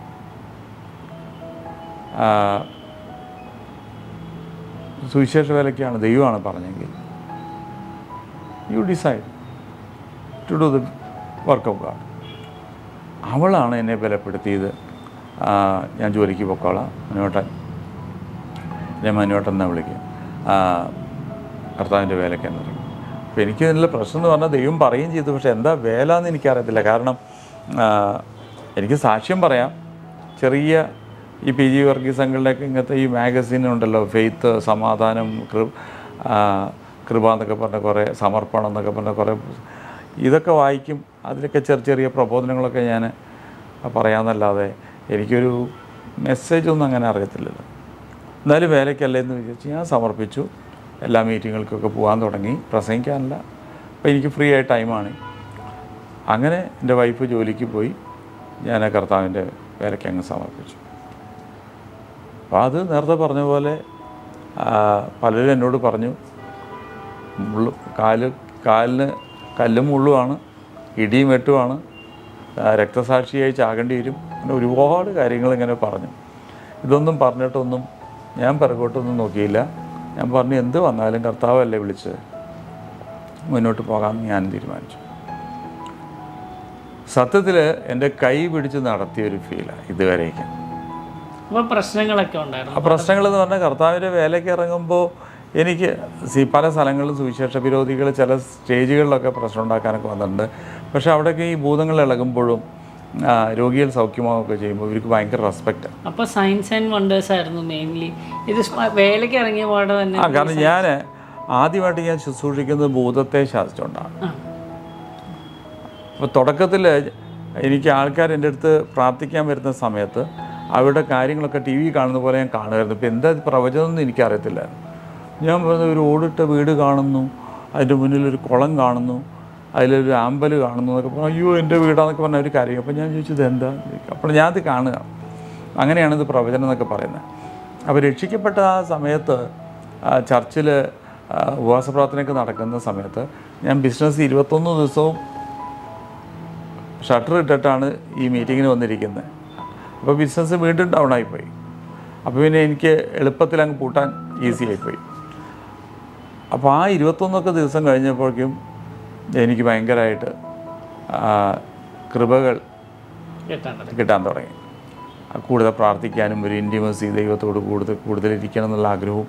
ഞാൻ കൂടുതൽ സമയം ചർച്ചിൽ തന്നെയായിരുന്നു. വീട്ടിൽ പോകുന്നതിനേക്കാൾ കൂടുതൽ എനിക്ക് ചർച്ചുമായിട്ട് ഒരു ശമൂവേൽ ബാലനെ പോലെ ഞാൻ ഈ ചർച്ചിൽ ഇങ്ങനെ കറങ്ങിക്കൊണ്ട് നടക്കും. അപ്പം അങ്ങനെ ഇരുന്ന സമയത്ത് വേലയ്ക്കാന്ന് പറഞ്ഞു. അങ്ങനെ ഇറങ്ങി ചെറിയ പ്രബോധനമൊക്കെ പറഞ്ഞു തുടങ്ങി. 95 ആയപ്പോൾ അതുവരെയൊക്കെ പ്രബോധനവും സാക്ഷിയായിട്ട് ഇങ്ങനെ പോയി കോട്ടയം ചെറിയ ഗ്രൂപ്പുകളിൽ. അപ്പോൾ 95 എൻ്റെ മിനിസ്ട്രിയിൽ എന്നെ സ്വാധീനിച്ച 2 വ്യക്തികൾ, നമ്മൾ ഒരുപാട് മെസ്സേജുകളൊക്കെ കേൾക്കുന്ന 2 വ്യക്തികളാണ് എന്നെ സ്വാധീനിച്ചത്. ഒന്ന് നെൽസൺ നേഗി, ഒരു നാഗ്പൂരിലുള്ള ഒരു ദൈവദാസൻ.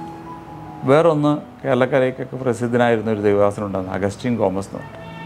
പക്ഷേ പുള്ളി ഇംഗ്ലീഷിലൊക്കെയാണ് പ്രസംഗിക്കുക. ഒരു കോൺട്രവേഴ്ഷ്യൽ ക്യാരക്ടറൊക്കെ ആയിരുന്നു പുള്ളി.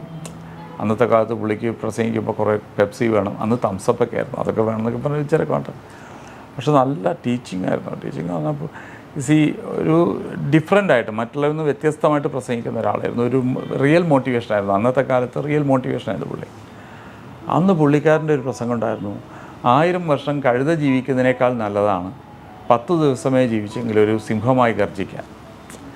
അത് എന്നെ ഭയങ്കരമായിട്ട് സ്ട്രൈക്ക് ചെയ്തു. അതുപോലെ തന്നെ നെൽസനേഗി, ആ ദൈവദാസൻ തലയിൽ കൈ വെച്ചു, ഒരു ഇമ്പാർട്ടേഷൻ എന്നൊക്കെ പറഞ്ഞതിന് ശേഷം മിറക്കിളൊക്കെ തുടങ്ങിയത്. അപ്പോൾ അദ്ദേഹത്തിൻ്റെ അനുഭവം, അദ്ദേഹം പ്രാർത്ഥിക്കുമ്പോൾ അദ്ദേഹത്തിൻ്റെ റൂമിലേക്ക് ദൈവം വന്നിറങ്ങിയ കാര്യങ്ങളൊക്കെ പറഞ്ഞപ്പോൾ ഞാൻ അതിന് ശേഷം എൻ്റെ പ്രാർത്ഥന മുഴുവനും കർത്താവേ നെൽസനേക്കുണ്ടായ ഒരു അനുഭവം എനിക്ക് വേണം. അങ്ങനെ പ്രാർത്ഥിച്ചുകൊണ്ടിരിക്കുമ്പോൾ ഞാൻ റൂമിൽ പ്രാർത്ഥിച്ചുകൊണ്ടിരിക്കുമ്പോൾ എൻ്റെ റൂമിലേക്ക് ദൈവം ഇറങ്ങുകയും ഒരു തീകോളമായിട്ടാണ് ഞാൻ കാണുകയും ബെഡ്റൂം വാതിലടച്ചിട്ട് ഞാൻ അകത്ത് പ്രാർത്ഥിക്കുന്ന സമയത്ത് എൻ്റെ ശരീരമൊക്കെ നമ്മായി ഞാൻ അങ്ങനെ ഫ്ലോറിലേക്ക് ഫ്ലാറ്റായി വീണു. കുറേ കഴിഞ്ഞപ്പോഴാണ് എനിക്ക് 2 പെങ്കൊച്ചുങ്ങളാണ്. അപ്പോൾ മൂത്ത ആൾക്ക് അന്ന് എനിക്ക് തോന്നുന്നൊരു ഒരു 3 ഇയേഴ്സോ. അപ്പോൾ എൻ്റെ വൈഫ് കാര്യമായിട്ട് തട്ടുന്നുണ്ട്. കാരണം ഇത്രയും നേരമൊന്നും ഒരിക്കലും വാതിലടച്ച് ഞാൻ ഇരിക്കാറില്ലല്ലോ. കൊച്ചിൻ്റെ കരച്ചിൽ എനിക്ക് കേൾക്കുന്നുണ്ട്, കൊട്ടും എനിക്ക് കേൾക്കുന്നുണ്ട്. പക്ഷെ എനിക്ക് എഴുന്നേക്കാൻ വരുന്നില്ല. എൻ്റെ ശരീരമൊക്കെ നമ്മായിപ്പോയി, എൻ്റെ വായൊക്കെ ഫ്രീസായിപ്പോയി. ഞാൻ പിന്നെ അവിടെ ഇട്ടിരുന്ന കട്ടിലിൻ്റെയൊക്കെ സഹായത്തോടെ മെല്ലെ എഴുന്നേറ്റിട്ട് വാതിലിൻ്റെ ബോൾട്ട് അങ്ങ് തുറന്നതും എൻ്റെ വൈഫും എൻ്റെ കൊച്ചും കൂടെ തെറിച്ചങ്ങ് വീഴുകയായിരുന്നു. അപ്പോൾ അവൾ പറയുന്നത് എൻ്റെ മുഖം തീ കൊണ്ട് കത്തിക്കൊണ്ടിരിക്കുകയായിരുന്നു. അതിനുശേഷം ഈയിടെയും കൂടെ ഞാൻ പ്രാർത്ഥിച്ച് റൂമിൽ നിന്ന് കയറുമ്പോൾ അന്ന് കണ്ട അതേ തീ ഇപ്പോഴും കത്തിക്കൊണ്ടിരിക്കുന്നുണ്ട്. അപ്പോൾ ആ ഒരു അനുഭവത്തിൽ ഞങ്ങൾ ഓടിപ്പോയി ചർച്ചിൽ പോയി ഇങ്ങനെ അനുഭവങ്ങളൊക്കെ പറഞ്ഞു. ആദ്യം എൻ്റെ വൈഫും എൻ്റെ കൊച്ചുമാണ് തെറിച്ച് വീണത്. പിന്നെ നല്ല പ്രസൻസ് വേണമെങ്കിൽ എൻ്റെ മുമ്പിലുള്ളവർ തെറിച്ച് വീഴാറുണ്ട്. അതാണ് സംഭവിക്കുന്നത്. അപ്പോൾ അത് വന്നപ്പോൾ 95-96 കാലഘട്ടങ്ങളിൽ ഇത് കേൾക്കാൻ ഒരുപാട് ചർച്ചുകൾക്കും പാസ്റ്റേഴ്സിനൊക്കെ താല്പര്യമുണ്ടായി.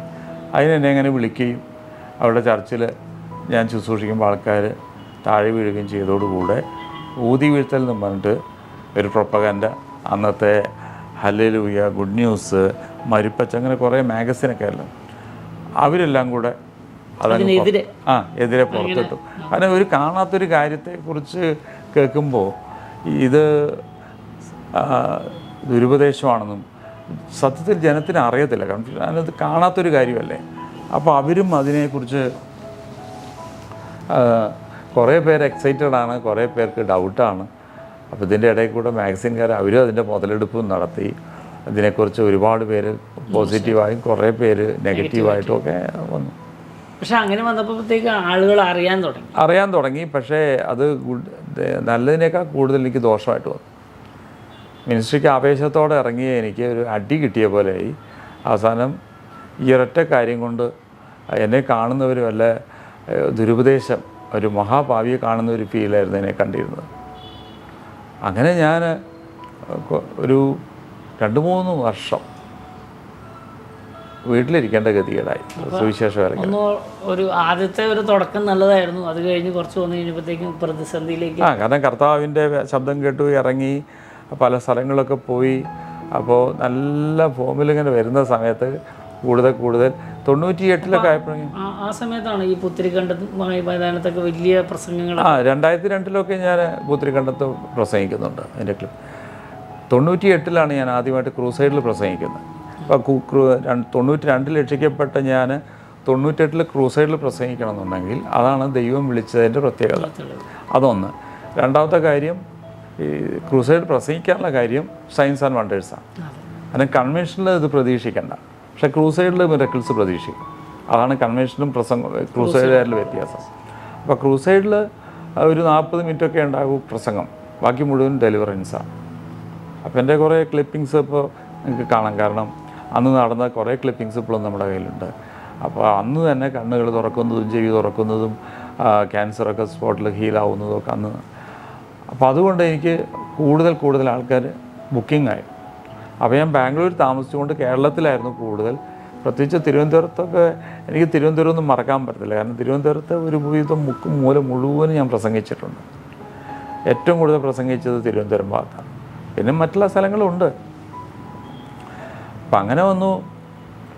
പിന്നെ ഇത് ഒരു ഭാഗത്ത് അത് കഴിഞ്ഞൊരു തടസ്സം വന്നു. ഇതുപോലെ ഒരു ദുരുപദേശമെന്ന് പറഞ്ഞിട്ട് നമ്മൾ ആ ആവേശത്തോടെ കയറുമ്പോൾ നമുക്ക് ജനത്തെ ഫേസ് ചെയ്യാനുള്ള തന്നെ ഒരു ആ ത്രാണി പോയി. ഇവനെക്കുറിച്ച് എന്ത് ചിന്തിക്കും. കാണുന്നവരൊക്കെ അങ്ങനെ സംസാരിച്ച് നമ്മളെ ഈ ഒരു ഫീൽഡിൽ എനിക്ക് മനസ്സിലായ ഒരു കാര്യം, നമുക്ക് എൻകറേജ്മെൻറ്റ് വളരെ കുറവാണ്. അത് ഈ ദിവസങ്ങളിലാണ് എനിക്ക് മനസ്സിലാകുന്നത്. എന്തുകൊണ്ടാണെന്നുള്ളതിൻ്റെ മറുപടി ഇപ്പോഴാണ് എനിക്ക് കിട്ടുന്നത്. കാരണം നമുക്ക് ഈ ഓർഡിനറി അനോയിൻറ്റിംഗ് ഉണ്ട്, ഒരു ഡേഞ്ചറസ് അനോയിൻറ്റിംഗ് ഉണ്ട്. ഈ ഡേഞ്ചറസ്ലി അനോയിൻറ്റഡ് ആണെന്ന് അറിയുന്നതിനെങ്കിൽ ഇതുപോലെ ഒരുപാട് വിഷയങ്ങൾ വരും. കാരണം നമ്മൾ കൊണ്ടു നടക്കുന്ന അനോയിൻറ്റിങ് ഒരു കിങ്ഡം ഓഫ് ഡാർക്ക്നെസ്സിന് ത്രെട്ടാണ്. അപ്പോൾ നമ്മുടെ അകത്ത് എങ്ങനെയെങ്കിലും അത് വലിച്ചെറിയാൻ വേണ്ടിയിട്ട് അവന് കിട്ടുന്നൊക്കെ എടുത്തെറിയും നമ്മളെ. അത് ഏതൊക്കെ വഴിയിൽ നിന്നാണ്. ചിലപ്പോൾ സ്നേഹിച്ചവർ പെട്ടെന്ന് നമുക്ക് ശത്രുക്കളാവും. പല പ്രതീക്ഷിക്കാത്തതൊക്കെ. കാരണം നമ്മളെ ബ്രേക്ക് ചെയ്യണം. പക്ഷെ ഒരു കാര്യം ഉറപ്പാണ്, നമ്മൾ ബ്രേക്ക് ആവില്ല, ബെൻഡാവും. ബ്രേക്ക് ചെയ്യാനുള്ള ഒരൊറ്റ പ്ലാനാണ്. പക്ഷെ നമ്മൾ ബ്രേക്ക് ആവത്തില്ല. നമ്മൾ റിയലി ചോസൻ ആണെങ്കിൽ നമുക്കിത് പ്രതീക്ഷിക്കാം. അത് ഞാൻ മനസ്സിലാക്കി. പക്ഷേ അതിനൊക്കെ നമ്മൾ ഓവർകം ചെയ്യുകയും ചെയ്യും. അതിനുള്ള ആ സമയത്ത് ദാവീദ് പറഞ്ഞ പോലെ കൂരിയിൽ താഴ്വരയിലൂടെ നടന്നു പോയാലും കടന്നു പോയാലും അവൻ എന്നോട് കൂടി ഇരിക്കുന്നു. അപ്പോൾ യോസേഫിനൊന്നും ഒരു കംപ്ലൈൻറ്റും ഇല്ലായിരുന്നല്ലോ. യോസേഫിനാകട്ടെ, ദാവീദിനാകട്ടെ, അതുപോലെ തന്നെ ദാനിയേലിനാകട്ടെ. കാരണം ആ സമയത്ത് ദൈവം പറയും കുറച്ചുകൂടെ സഹിച്ചോ. നമുക്ക് തോന്നുന്നത്, ഞാൻ കഴിഞ്ഞ ദിവസം തൃശ്ശൂർ ഞാൻ പറഞ്ഞു, നമുക്ക് തോന്നും ദൈവമേ എന്നെ കൊല്ലല്ലേ, അല്ലെങ്കിൽ ചിലപ്പോൾ അങ്ങ് കൊല്ല് നമ്മൾ പറയും. പക്ഷെ ദൈവം പറയും കൊല്ലുകയല്ല, നിൻ്റെ അകത്തുള്ളത് പുറത്തെടുക്കുക. ആ ഗ്ലോറി മേക്കിങ്. അപ്പോൾ അതുകൊണ്ട് ഇന്ന് എനിക്ക് തോന്നി എൻ്റെ സാക്ഷ്യം കേൾക്കുന്ന പലർക്കും ഇങ്ങനൊരു അനുഭവം ഉണ്ടെങ്കിൽ ഒന്നും പേടിക്കേണ്ട. നീ ഡേഞ്ചറസ് അനോയിൻറ്റിങ് നിൻ്റെ അകത്തുണ്ടെന്നുള്ള തെളിവാണ് പലപ്പോഴും പല പ്രതികൂലങ്ങളും. അത് ഞാൻ മനസ്സിലാക്കി. അപ്പോൾ ഈ 32 വർഷത്തെ ശുശ്രൂഷയിൽ എനിക്ക് മനസ്സിലായ ഒരൊറ്റ കാര്യം എന്ന് പറഞ്ഞാൽ, നമുക്ക് 2 ഓപ്ഷനാണ്. ആരെ പ്രസാദിപ്പിക്കുന്ന ഒരു ക്വസ്റ്റ്യൻ ഉണ്ട്.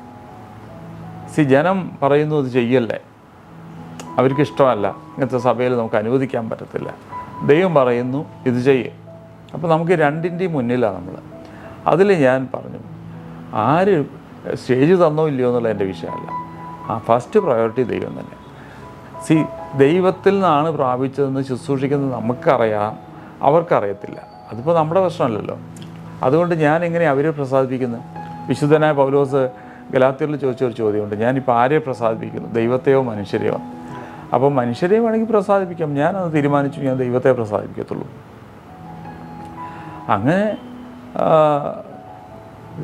കിട്ടിയാൽ പോവാം, വിളിച്ചിട്ടെങ്കിൽ പോകണ്ട. അങ്ങനെ വീട്ടിലിരിക്കേണ്ടി വന്നിട്ടുണ്ടോ? കുറച്ച് സമയം വിളിച്ച കുറേ കൺവെൻഷൻസും കാര്യങ്ങളൊക്കെ അവർ ക്യാൻസൽ ചെയ്തു. കാരണം ചിലവർക്ക് ഇഷ്ടമാണ്, പക്ഷേ കമ്മിറ്റിയിൽ പല അഭിപ്രായങ്ങൾ വരും. പക്ഷേ ഞാൻ ഇനി അതിൻ്റെ അകത്തൊരു ഭാഗം ചോദിച്ചോട്ടെ. കാരണം ഇങ്ങനെ വേലയ്ക്ക് ഇറങ്ങിയപ്പോൾ നല്ല ഒത്തിരി പേര് വിളിച്ചു. അപ്പോൾ നമ്മളൊരു വീടൊക്കെ ഉണ്ട്, കുട്ടികളുണ്ട്. അപ്പോൾ ഇങ്ങനെയൊക്കെ വരുമ്പോൾ നമ്മുടെ സാമ്പത്തിക പ്രശ്നങ്ങളൊക്കെ വരില്ലേ? അപ്പോൾ അതെങ്ങനെ മറികടന്നു? ഇന്ന് എനിക്കറിയാം ബിഷപ്പ് ഇന്ന് നല്ല നിലയിലായി. പക്ഷെ ഇങ്ങനെയൊരു പ്രശ്നം വരുന്ന സമയത്തൊക്കെ എന്തായിരുന്നിരിക്കും ആ ഒരു കാര്യത്തെ പറ്റി ഒന്ന് പറയാമോ? നടത്തുന്ന വിധങ്ങൾ എന്നൊക്കെ പറഞ്ഞു കഴിഞ്ഞാൽ നമുക്ക് ചിന്തിക്കാൻ പറ്റത്തില്ല. കാരണം വേലയ്ക്ക് ഇറങ്ങുന്ന പലർക്കും അതിൻ്റെ കാര്യം, ഞാൻ പ്രോസ്പെരിറ്റിയിൽ വിശ്വസിക്കുന്ന ഒരാളാണ്. I preach prosperity. ഞാനതിൽ വിശ്വസിക്കുകയും ദർ ഇസ് നോ റിഗ്രറ്റ്സ്. അത് ഞാൻ പക്ഷേ പ്രോസ്പെരിറ്റി എന്ന് ഇവർ ഉദ്ദേശിക്കുന്ന കുറേ പണം ഉണ്ടാക്കാനാണ്. പണം ഉണ്ടാക്കണമെങ്കിൽ ഇവിടെ ഡ്രഗ്സിൻ്റെ ബിസിനസ് നടത്തിയ ആൾക്കാർ പണം ഉണ്ടാക്കുന്നു. അപ്പോൾ അതല്ലല്ലോ നമ്മുടെ പ്രോസ്പെരിറ്റി എന്ന് പറയുന്നത്. അബണ്ടൻസ് എന്ന് പറഞ്ഞാൽ when you are in need, God is with you. അതാണ് ഈ prosperity. God is with you. അതാ ഇപ്പോൾ ഈ ജനസിസ് 39:2 പറഞ്ഞിരിക്കുന്നത്, യോസേഫ് was prospered because God was with him. ദൈവം യോസേഫിനോട് കൂടെ ഉണ്ടായിരുന്നതുകൊണ്ട് യോസേഫ് പ്രോസ്പെർഡായി. അപ്പോൾ ശരിക്കും പറഞ്ഞാൽ യോസേഫ് ഒരു സ്ലേവാണ്, അടിമയായിട്ടിരിക്കുമ്പോൾ, പൊട്ടക്കിണറിലിരിക്കുമ്പോൾ, എന്നിട്ട് സ്ലേവ് ആയിട്ട് വിൽക്കാൻ പോകുമ്പോഴാണ് പറയുന്നത് പ്രോസ്പെർഡ്. അപ്പോൾ പ്രോസ്പെരിറ്റി സത്യത്തിൽ നമ്മൾ ഉദ്ദേശിക്കുമ്പോൾ കൊട്ടാരത്തിലാണ്. പക്ഷേ യോസേഫ് പ്രോസ്പെർഡ് ആയി എന്ന് പറയുന്നത് പൊട്ടക്കിണറിലാണ്. അപ്പോൾ പ്രോസ്പെരിറ്റി എന്ന് പറഞ്ഞാൽ ദൈവം നിൻ്റെ കൂടെ ഉണ്ടെന്നും, 2 നീ പോകുന്ന പാതയിൽ വെളിച്ചം വീശുമെന്നാണ് പ്രോസ്പെരിറ്റി. അല്ല കുറേ ധനം കിട്ടുന്നൊന്നും പ്രോസ്പെരിറ്റി എന്നല്ല ഞാൻ പറഞ്ഞത്. അപ്പോൾ അതൊരു വലിയ സബ്ജക്റ്റാണ്. ഞാനിപ്പോൾ അതിൻ്റെ ഷോർട്ടായിട്ടൊന്ന് പറഞ്ഞെന്ന് മാത്രം. അപ്പോൾ പക്ഷെ ആ കാലത്ത് എന്ത് ചെയ്തു? അതേ പറയുന്നത്, ഒരാളും വിളിക്കാനില്ല, വേലയ്ക്ക് ഇറങ്ങുന്ന ഓരോരുത്തർക്കും അതൊരു പ്രചോദനമാകാൻ വേണ്ടി. ഞാൻ അസംബ്ലീസ് ഓഫ് ഗോഡിൽ ഓർഡൈൻ മിനിസ്റ്ററായിരുന്നു, റവറൻ്റായിരുന്നു. അപ്പോൾ ആദ്യത്തെ ക്രെഡൻഷ്യൽ, പിന്നെ പാസ്റ്റോറിയൽ മിനിസ്ട്രി, പിന്നെയാണ് റവറൻ്റ് അവർ തരുന്നത്. 3 ലൈസൻസാണ്. അപ്പോൾ പാസ്റ്റർ ഓർഡിനേഷന് ഞാൻ പോയ സമയത്ത് അന്ന് സൂപ്രണ്ടൻ്റായിരുന്നു പോൾ തങ്കയ്യ. അന്ന് അസിസ്റ്റൻറ്റ് സൂപ്രണ്ടൻ്റാണ് പുള്ളി. അന്ന് TC ജോർജ് ആയിരുന്നു സൂപ്രണ്ടൻ്റ്. പോൾ തങ്കയ്യ എന്നോട് ചോദിച്ചു, how much you are getting from the church? അപ്പോൾ ചെറിയൊരു എമൗണ്ട് എനിക്ക് കിട്ടുന്നുള്ളൂ. അപ്പോൾ പുള്ളി എന്നോട് ഇങ്ങനെ നോക്കിയിട്ട് പറഞ്ഞു, how can you lead a life city like Bangalore with this money? Tell me. പുള്ളി ഇങ്ങനെ ഒരു ചോദ്യം ചോദിച്ചപ്പോൾ, ഇത്രയും കിട്ടുന്ന പൈസയും കൊണ്ട് ബാംഗ്ലൂർ പോലുള്ള ഒരു സിറ്റിയിൽ നിങ്ങൾ എങ്ങനെ ഒരു കുടുംബമായിട്ട് കഴിയുന്നു എന്ന് ചോദിച്ചപ്പോൾ എനിക്ക് ഒറ്റൊന്നേ പറഞ്ഞുള്ളൂ, God is leading me. Yes, എനിക്ക് വേറൊന്നും പറയാനില്ല. ദൈവം നടത്തുന്നു. പുള്ളി ഇങ്ങനെ നിന്നു.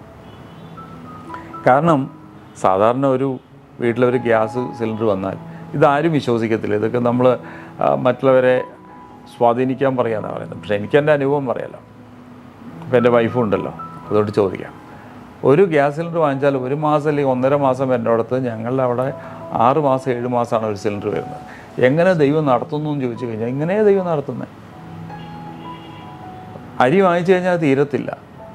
കാരണം എൻ്റെ വൈഫ് എന്നെക്കാട്ടിലും കൂടുതൽ വിശ്വാസം. അവൾക്ക് ഫ്രിഡ്ജ് കേട് വന്നപ്പോൾ കംപ്രസർ പോയിട്ട് അത് പ്രാർത്ഥിച്ചപ്പോൾ കംപ്രസർ അങ്ങനത്തെ കാര്യങ്ങളൊക്കെ. അപ്പോൾ നമുക്ക് അൺവാണ്ടഡ്, ഇപ്പം നമുക്ക് ഒരുപാട്, എൻ്റെ വീട്ടിൽ 50,000 രൂപ ശമ്പളം കിട്ടുന്ന ഒരാൾ വന്നിട്ട് എൻ്റെ വീട്ടിൽ എല്ലാ കാര്യങ്ങളും ഉണ്ട് എന്ന് പറഞ്ഞപ്പോൾ പുള്ളി എന്നോട് ചോദിച്ചു, ഇതിൻ്റെ രഹസ്യം എന്താണെന്ന് ചോദിച്ചു. ഞാൻ ചോദിച്ചു എന്ത്. അന്ന് എനിക്ക് തോന്നുന്നത് 2,000-2,500 രൂപയൊക്കെ ചിലപ്പോൾ നമുക്ക് കിട്ടുന്നുണ്ടാവാം. 50,000 റുപ്പീസ് കിട്ടുന്ന സാലറി വാങ്ങുന്ന ഈ ഇലക്ട്രിസിറ്റി ജീവനക്കാരനാണ്, എഞ്ചിനീയർ. പുള്ളി എന്നോട് പ്രാർത്ഥിക്കാൻ വന്നിരിക്കുകയാണ്. കാരണം പുള്ളിക്കൊരു ഒരു ഫ്രിഡ്ജ് വാങ്ങാൻ പുള്ളിക്ക് പറ്റിയിട്ടില്ല. എന്നാൽ പുള്ളിക്ക് 50,000 റുപ്പീസ് സാലറി ഉണ്ട്. അപ്പോൾ ഇന്ന് ഞാൻ പറയാം, കുറേ പണം കിട്ടുന്നതുകൊണ്ടൊന്നും നമ്മൾ ആഗ്രഹിച്ച പോലെ ജീവിക്കാൻ പറ്റത്തില്ല. ഇത് ദൈവത്തിൻ്റെ കൃപ തന്നെ വേണം. അതിലൊന്നും പറയാനില്ല. അതിന് ഒരുപാട് പേര് വിചാരിക്കും കുറേ കാശുണ്ടെങ്കിൽ ഇതൊക്കെ നത്തിങ്, നടക്കത്തില്ല. അപ്പോൾ എൻ്റെ വൈഫ് പ്രാർത്ഥിക്കുന്നു പറഞ്ഞിട്ടുണ്ടെങ്കിൽ മസാല, ഗ്രോസറി ഇതെല്ലാം വാങ്ങിച്ചിട്ട് അതിൻ്റെ മുകളിൽ കൈ വെച്ചിരുന്ന ഒരൊറ്റ പ്രാർത്ഥന പ്രാർത്ഥിച്ചു കഴിഞ്ഞാൽ പിന്നെ അതങ്ങ് ഓടും. അരി ആയാലും ഗ്യാസ് സിലിണ്ടറായാലും ഇതെല്ലാം ഓടും. ഇങ്ങനെ ഒരു ക്ഷാമം ഉണ്ടായിരുന്നു, പക്ഷേ എങ്കിലും അത് ഞാൻ അറിഞ്ഞില്ല. ഞങ്ങൾ അറിഞ്ഞില്ല. അങ്ങനെ ദൈവം അങ്ങ് നടത്തി. അതൊക്കെ ഞാൻ പറയുന്നത്, ഈ 32 വർഷത്തിൽ എങ്ങനെ കർത്താവിന് വേണ്ടി കർത്താവ് വിളിച്ചിട്ട് ഇറങ്ങിയാൽ ഉത്തരവാദിത്തം കർത്താവിൻ്റെയാണ്. അത് കഴിഞ്ഞ് ഈ പിന്നീട് ഇതിന് വീണ്ടും അവർ വിളിക്കാൻ തുടങ്ങിയോ തിരിച്ച്? പിന്നെ ഇൻഡിപെൻഡൻറ്റ് ചർച്ചുകളൊക്കെ വിളിക്കാൻ തുടങ്ങി. ഞാൻ കോംപ്രമൈസ് ചെയ്യത്തില്ലെന്ന് ഉറപ്പാണ്. ഊതി വീഴ്ത്തലെന്നൊക്കെ പറഞ്ഞ് ഇവരെ പരിഹസിച്ച് പറയുന്നൊരു കാര്യമാണ്. ഇത് നമുക്ക് എന്താ പ്രശ്നം എന്ന് വെച്ചിട്ടുണ്ടെങ്കിൽ, പ്രത്യേകിച്ച് കേരളം പോലുള്ള ഒരു സ്റ്റേറ്റിൽ ഈ കാണാത്തൊരു കാര്യത്തെക്കുറിച്ച് പറയുമ്പോൾ അത് എന്താണെന്ന് അന്വേഷിക്കുന്നതിന് പകരം, കേരളത്തിൽ കമ്പ്യൂട്ടർ വന്നപ്പോഴും എന്ത് കാര്യം, ഷോപ്പിംഗ് മോളായാലും ശരി, ഒരു ഡെവലപ്മെൻറ്റിന് എഗെയിൻസ്റ്റ് ആയി നിൽക്കുന്ന ഒരു സ്റ്റേറ്റാണത്. അപ്പോൾ അതുകൊണ്ട് അതൊരു കൾച്ചറൽ പ്രോബ്ലം ആണ്.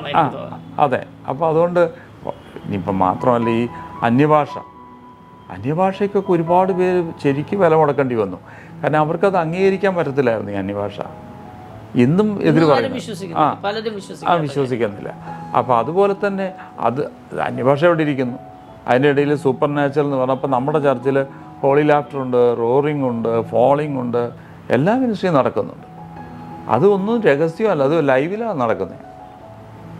അതിനൊരുപാട് വിമർശനങ്ങളുണ്ട്.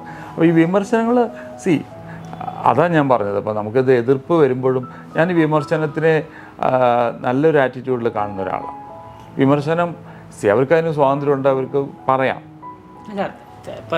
വലിയൊരു തെറ്റുകൾ വന്നാൽ അത് തിരുത്തേണ്ട ആവശ്യമുണ്ട്.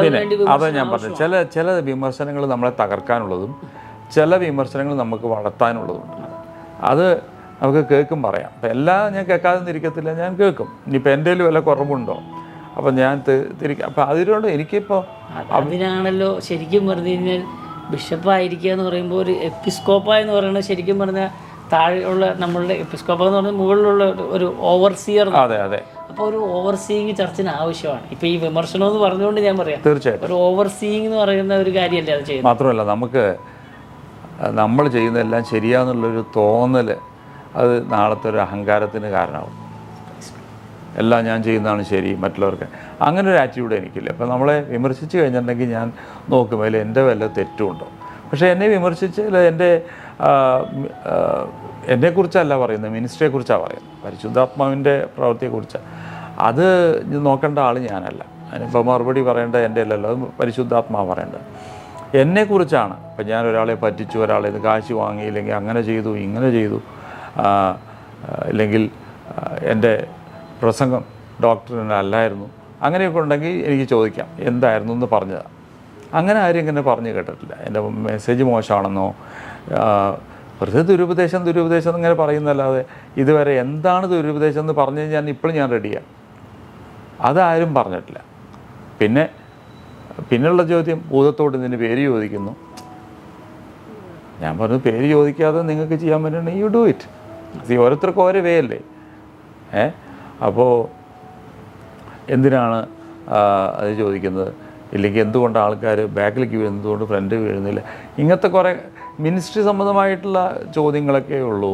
അല്ലാതെ സംശയമായിട്ട് പിന്നെ കുറേ പേര് മിണ്ടാതിരിക്കുന്നതിൻ്റെ കാര്യം ഇപ്പോൾ ഒക്കെ മീഡിയ ഒക്കെ വളരെ പോപ്പുലറായ സ്ഥിതിക്ക് കുറേ കാര്യങ്ങൾ നാട്ടിൽ നടക്കുന്നതും വെളിയിൽ നടക്കുന്നതൊക്കെ ആൾക്കാർക്ക് അറിയാം.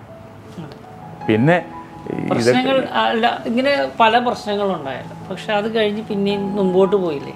ഇനി നമുക്ക് അത് കഴിഞ്ഞ് എന്തുകൊണ്ടാണ് കേരളത്തിൽ തിരിച്ച് നമുക്കൊരു സഭ എന്നുള്ള ഞാൻ 2004 ആയപ്പോഴേക്കും ദൈവാത്മാവ് പറഞ്ഞിട്ടാണ് ഒരു ചർച്ച്. കാരണം ഈ ചർച്ചിനൊരു ഗുണമുണ്ട്. ഇപ്പോൾ ഇവാഞ്ചലിസം എന്ന് പറയുന്നത് നല്ലതാണ്, നമുക്ക് വലിയ റെസ്പോൺസിബിലിറ്റി ഒന്നുമില്ല. നമ്മളൊരു സ്ഥലത്ത് പ്രസംഗിക്കുന്നു, നമ്മളങ്ങ് പോരുന്നു. പിന്നെ അവരുമായിട്ട് ഒരു കമ്മിറ്റ്മെൻറ്റോ ഒരു ഒന്നുമില്ല. അത് കഴിഞ്ഞു, അവിടുത്തെ ചാപ്റ്റർ ക്ലോസായി. പിന്നെ എവിടെയെങ്കിലും വെച്ച് കണ്ടോ ഇല്ലയോ. പക്ഷെ നമുക്ക് നമ്മുടേന്ന് പറഞ്ഞ് വളർത്തുന്ന ഒരു ആണ് ചർച്ച്. ഇപ്പോൾ നമ്മുടെ എനിക്ക് 2 പെങ്കൊച്ചുങ്ങൾ, ഒരാൾ കാനഡയിലും ഒരാൾ സിംഗപ്പൂരിലും സെറ്റിലായിരിക്കും. പക്ഷേ ഇപ്പോൾ പിള്ളേർ എൻ്റെ കൂടെ ഇല്ല എന്നുള്ളൊരു ഫീൽ എനിക്കില്ല. കാരണം നമുക്ക് ചർച്ച ഉള്ളതുകൊണ്ട്, ഇപ്പം എല്ലാവരും എൻ്റെ കൂട്ടത്തിലുള്ളതുകൊണ്ട്, ഒരു കുടുംബം പോലുള്ളതുകൊണ്ട്, എന്നാൽ വലിയ മെഗാ ചർച്ച് എന്നൊന്നല്ല ഞാൻ പറയുന്നത്, നമുക്കൊരു ഫാമിലിയാണ്. ചർച്ച എന്ന് പറഞ്ഞൊരു ഫാമിലിയാണ്. അപ്പോൾ അവരുടെ പ്രശ്നം കേൾക്കാൻ നമ്മൾ അവർ കാരണവരെ പോലെ ഇവിടെ ഇരിക്കുന്നു, അവർക്കൊരു ധൈര്യം, അവർക്ക് അഡ്വൈസ് പറഞ്ഞു കൊടുക്കാനും ടീച്ചിങ്ങിനും സംശയത്തിനും. അപ്പോൾ നമ്മൾ അങ്ങനെ ഒരു അപ്പോൾ അതുകൊണ്ട്. പക്ഷെ അങ്ങനെ ഒരു ചർച്ച എന്നുള്ളത് ആദ്യം തുടങ്ങിയത് ബാംഗ്ലൂരല്ല, അത് ബാംഗ്ലൂരാണ്. ബാംഗ്ലൂർ നന്നായിരുന്നു. അവിടെ ശേഷം ദൈവത്തിൻ്റെ ആത്മാവ് പറഞ്ഞു എൻ്റെ ഇവിടുത്തെ ശുശ്രൂഷ തീർന്നു, നീ കേരളത്തിലേക്ക് മൂവ് ചെയ്യാൻ പറഞ്ഞു. ഞാൻ കേരളം ഈ പ്രശ്നങ്ങളെല്ലാം ഇവിടെ തന്നെ അല്ലായിരുന്നോ? അപ്പോൾ എന്തുകൊണ്ടാണ് ബാംഗ്ലൂരിൽ നിന്ന്? അത് നല്ലൊരു ക്വസ്റ്റ്യനാണ്. കാരണം കേരളം ഇഷ്ടപ്പെടാതെ ഇവിടുന്ന് പോയതാണ്. പക്ഷേ എന്തൊക്കെ പറഞ്ഞാലും എതിർക്കുന്നവർ ഒരു ഭാഗത്തുണ്ടെങ്കിൽ അംഗീകരിക്കുന്ന ഒരുപാട് പേരുണ്ടേ. ഞാനിപ്പോൾ ഒരു ഭാഗത്ത് വേണ്ടെന്ന് പറഞ്ഞ് ഒരു കൂട്ടർ വിളിച്ചില്ലെങ്കിലും അതിൻ്റെ അർത്ഥം കുറച്ച് ബ്രാക്കറ്റ് പീരീഡിൽ നമ്മൾ സൈലൻ്റായിട്ട് ഇരിക്കേണ്ടി വന്നു. അതിനുശേഷം നമ്മൾ തിരിച്ച് വിളിച്ച ആൾക്കാരുണ്ട്. അപ്പോൾ എല്ലാവരും എതിരൊന്നുമല്ല.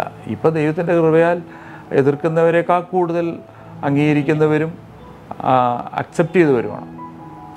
ഓക്കെ. അപ്പോൾ അതുകൊണ്ട് കേരളത്തിലേക്ക് വരികയെന്ന് പറഞ്ഞപ്പോൾ എൻ്റെ വൈഫും കൊച്ചുങ്ങളൊക്കെ അവിടുത്തെ കൾച്ചറാണ്.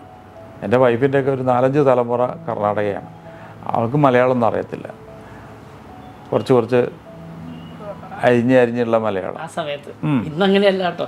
ഇന്ന് ആൻറ്റി നല്ല മലയാളം പറയും. എനിക്ക് ഇങ്ങനെ ഒരു ദൈവം ഇങ്ങോട്ട് വരാമെന്ന് പറഞ്ഞപ്പോൾ ഞാൻ അവരോട് പറഞ്ഞപ്പോൾ അവർക്ക് അത് പെട്ടെന്ന് ഡൈജസ്റ്റ് ആയില്ല. നിങ്ങൾ പൊക്കും, വിളിച്ചതല്ലേ. പക്ഷെ ഞങ്ങൾക്ക് ഈ എൻ്റെ വീട് കാര്യങ്ങൾ ഇതെല്ലാം അവിടെയാണ്, കുട്ടികൾ അവിടെ പഠിക്കുന്നത്. പെട്ടെന്ന് വിളിച്ചിട്ട് കേരളത്തിലേക്ക് എന്ന് പറഞ്ഞെങ്കിൽ കർണാടകയുടെ കൾച്ചറും ഇവിടുത്തെ കൾച്ചറും വ്യത്യാസമുണ്ട്.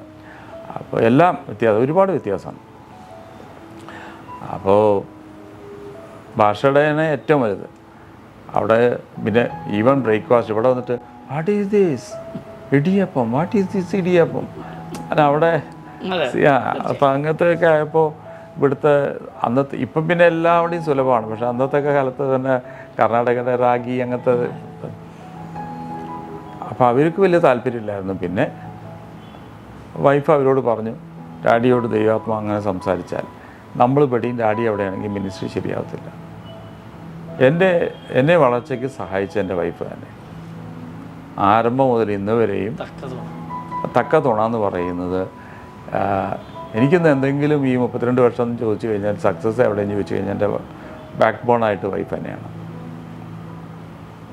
സത്യത്തിൽ അവൾ മിനിസ്ട്രി ചെയ്യുന്നത് തന്നെ എൻ്റെ ആബ്സെൻസിൽ എന്നെ ഇന്ന് സപ്പോർട്ട് ചെയ്യാൻ വേണ്ടി കയറി പാസ്റ്ററായതാണ്.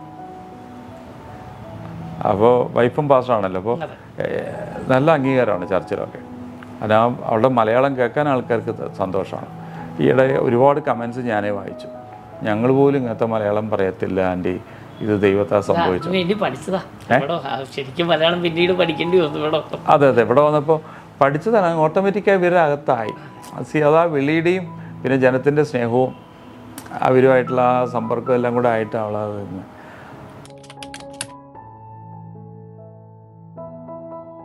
അനിമൻ ബിഷപ്പിൻ്റെ ഭാര്യയായി 33 കൊല്ലം. അതോടൊപ്പം തന്നെ ഒരു മിനിസ്റ്റർ അഥവാ പാസ്റ്ററിൻ്റെ ഭാര്യയായിട്ട് 32 കൊല്ലമായി. അപ്പോൾ പാസ്റ്റർ പറയുന്നത് ഇതിനെല്ലാം പ്രചോദനമായത് ആൻറ്റിയാണെന്നാണ്. കാരണം വെച്ചാൽ ഓരോ തീരുമാനം എടുക്കുമ്പോഴും ആൻറ്റി അതിന് വളരെയധികം സപ്പോർട്ട്. ഒരു ഒരു പാസ്റ്ററായി ഇറങ്ങാനോ അല്ലെങ്കിൽ ഒരു സുവിശേഷകരക്ക് ഇറങ്ങുമ്പോൾ ഒരു ഫിനാൻഷ്യൽ ക്രൈസിസ് ഉണ്ടാകുമെന്നൊക്കെ പ്രതീക്ഷിച്ചപ്പോൾ ആൻറ്റിയാണ് പറഞ്ഞത് ഞാൻ ജോലിക്ക് പോകാമെന്ന് പറഞ്ഞു. എന്താണ് അതിനൊരു കാരണം ആൻറ്റി വരുന്നതും ഒരു ഓർത്തഡോക്സ് അല്ലെങ്കിൽ ജാക്കോബായ ഒരു ബാക്ക്ഗ്രൗണ്ടിൽ നിന്നാണ് വരുന്നത്. എങ്ങനെയാണ് ആൻറ്റിക്ക് ആ ഒരു വിശ്വാസം ആദ്യം തോന്നിയത്? എന്താണ് അങ്ങനെ കല്യാണം കഴിഞ്ഞതിന് ശേഷമാണെന്നാണ് ഇവിടെ ഒരു വചനത്തിനൊക്കെ ആയിട്ട് പോയതെന്നൊക്കെ കേട്ടത്. അതിന് ശേഷം എന്തായിരുന്നു ആൻറ്റിയുടെ ജീവിതത്തിൽ എങ്ങനെയാണ് ഒരു വിശ്വാസത്തിലേക്ക് വരാനുണ്ടായ കാര്യം? ഞാൻ ബോൺ ആൻഡ് ബ്രോട്ട് അപ്പ് ബാംഗ്ലൂരാണ്. അപ്പോൾ എൻ്റെ ഡാഡി എൻ്റെ മമ്മിയൊക്കെ ഭയങ്കര പള്ളി വിശ്വാസികളായിരുന്നു. ഓർത്തഡോക്സ് കുടുംബത്തിൽ ജനിച്ച് വളർന്നതാണ്. അപ്പോൾ അതിലുള്ള വിശ്വാസമായിരുന്നു എനിക്ക് കൂടുതൽ. പക്ഷേ ഞാൻ കോളേജ് പഠിച്ചുകൊണ്ടിരിക്കുമ്പോൾ തന്നെ എൻ്റെ mother without my father's knowledge എൻ്റെ മദർ വന്നിട്ട് MA വർഗീസ് പാസ്റ്ററിൻ്റെ ചേർച്ചിലേക്ക് കൊണ്ടുപോയായിരുന്നു ഇടയ്ക്കിടയ്ക്ക്. അപ്പോൾ അങ്ങനെ അവിടുത്തെ ആരാധന എനിക്ക് ഇഷ്ടമായിരുന്നു. In the beginning it was very difficult for me to digest, but കുറച്ച് കഴിഞ്ഞപ്പോൾ എനിക്ക് അത് ഇഷ്ടമായി. Then I started going there. അവിടെയാണ് ഞാനിങ്ങനെ മനസ്സിലാക്കിയത് MA വർഗീസ് പാസ്റ്റർ ഇങ്ങനെ ദൈവദാസനാണ്. അപ്പോൾ അദ്ദേഹം എൻ്റെ ഹൃദയത്തിൽ ഒരു വലിയൊരു ഇതായിരുന്നു, ദൈവദാസൻ എന്ന് പറഞ്ഞാൽ ഇതുപോലെ ആയിരിക്കണം എന്നുള്ള ഒരു ആഗ്രഹം ഉണ്ടായിരുന്നു. അപ്പോഴാണ് ദൈവം വിളിച്ചിരിക്കുന്നു എന്ന് ബിഷപ്പ് എന്നോട് വന്ന് പറഞ്ഞപ്പോൾ, അങ്ങനെയാണെങ്കിൽ എൻ്റെ ഈ ഹൃദയത്തിൽ ഒരാഗ്രഹം ഉണ്ടായിരുന്നു.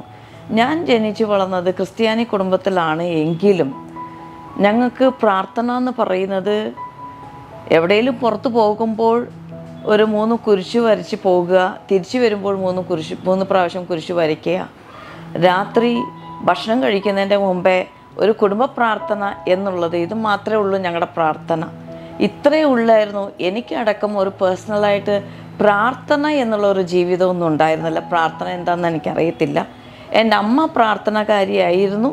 അങ്ങനെ പ്രാർത്ഥിച്ചത് മാത്രമേ എനിക്കറിയത്തുള്ളൂ. അല്ലാതെ ദൈവവേലയും വേലയ്ക്ക് ഇറങ്ങാനും ഒന്നും എനിക്കറിയത്തില്ലായിരുന്നു. പക്ഷേ അവിടുത്തെ ചേർച്ച് MA വർഗീസ് പാസ്റ്ററിൻ്റെ ചേർച്ചിൽ പോയതിൻ്റെ ശേഷമാണ് എനിക്കറിയുന്നത് ഇങ്ങനെ ദൈവവേലക്കാർ ഈ രീതിയിൽ സമർപ്പണം ഉള്ളവരായിരിക്കുന്നു എന്നുള്ളത് ആ ദൈവദാസനിലൂടെയാണ് ഞാൻ അറിഞ്ഞത്.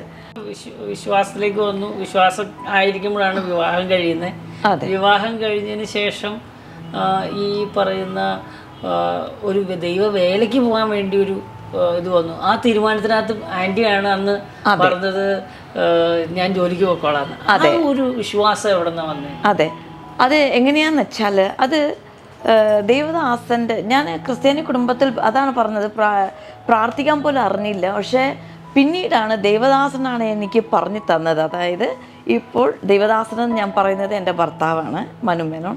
അപ്പോൾ അദ്ദേഹം പറഞ്ഞത്, നീ ഈ കണ്ണാടി കൂട്ടിൻ്റെ അകത്ത് കാണുന്ന യേശുവിൻ്റെ ഫോട്ടോ, അത് ഫോട്ടോ മാത്രമേ ഉള്ളൂ, പക്ഷെ അതല്ല ദൈവം.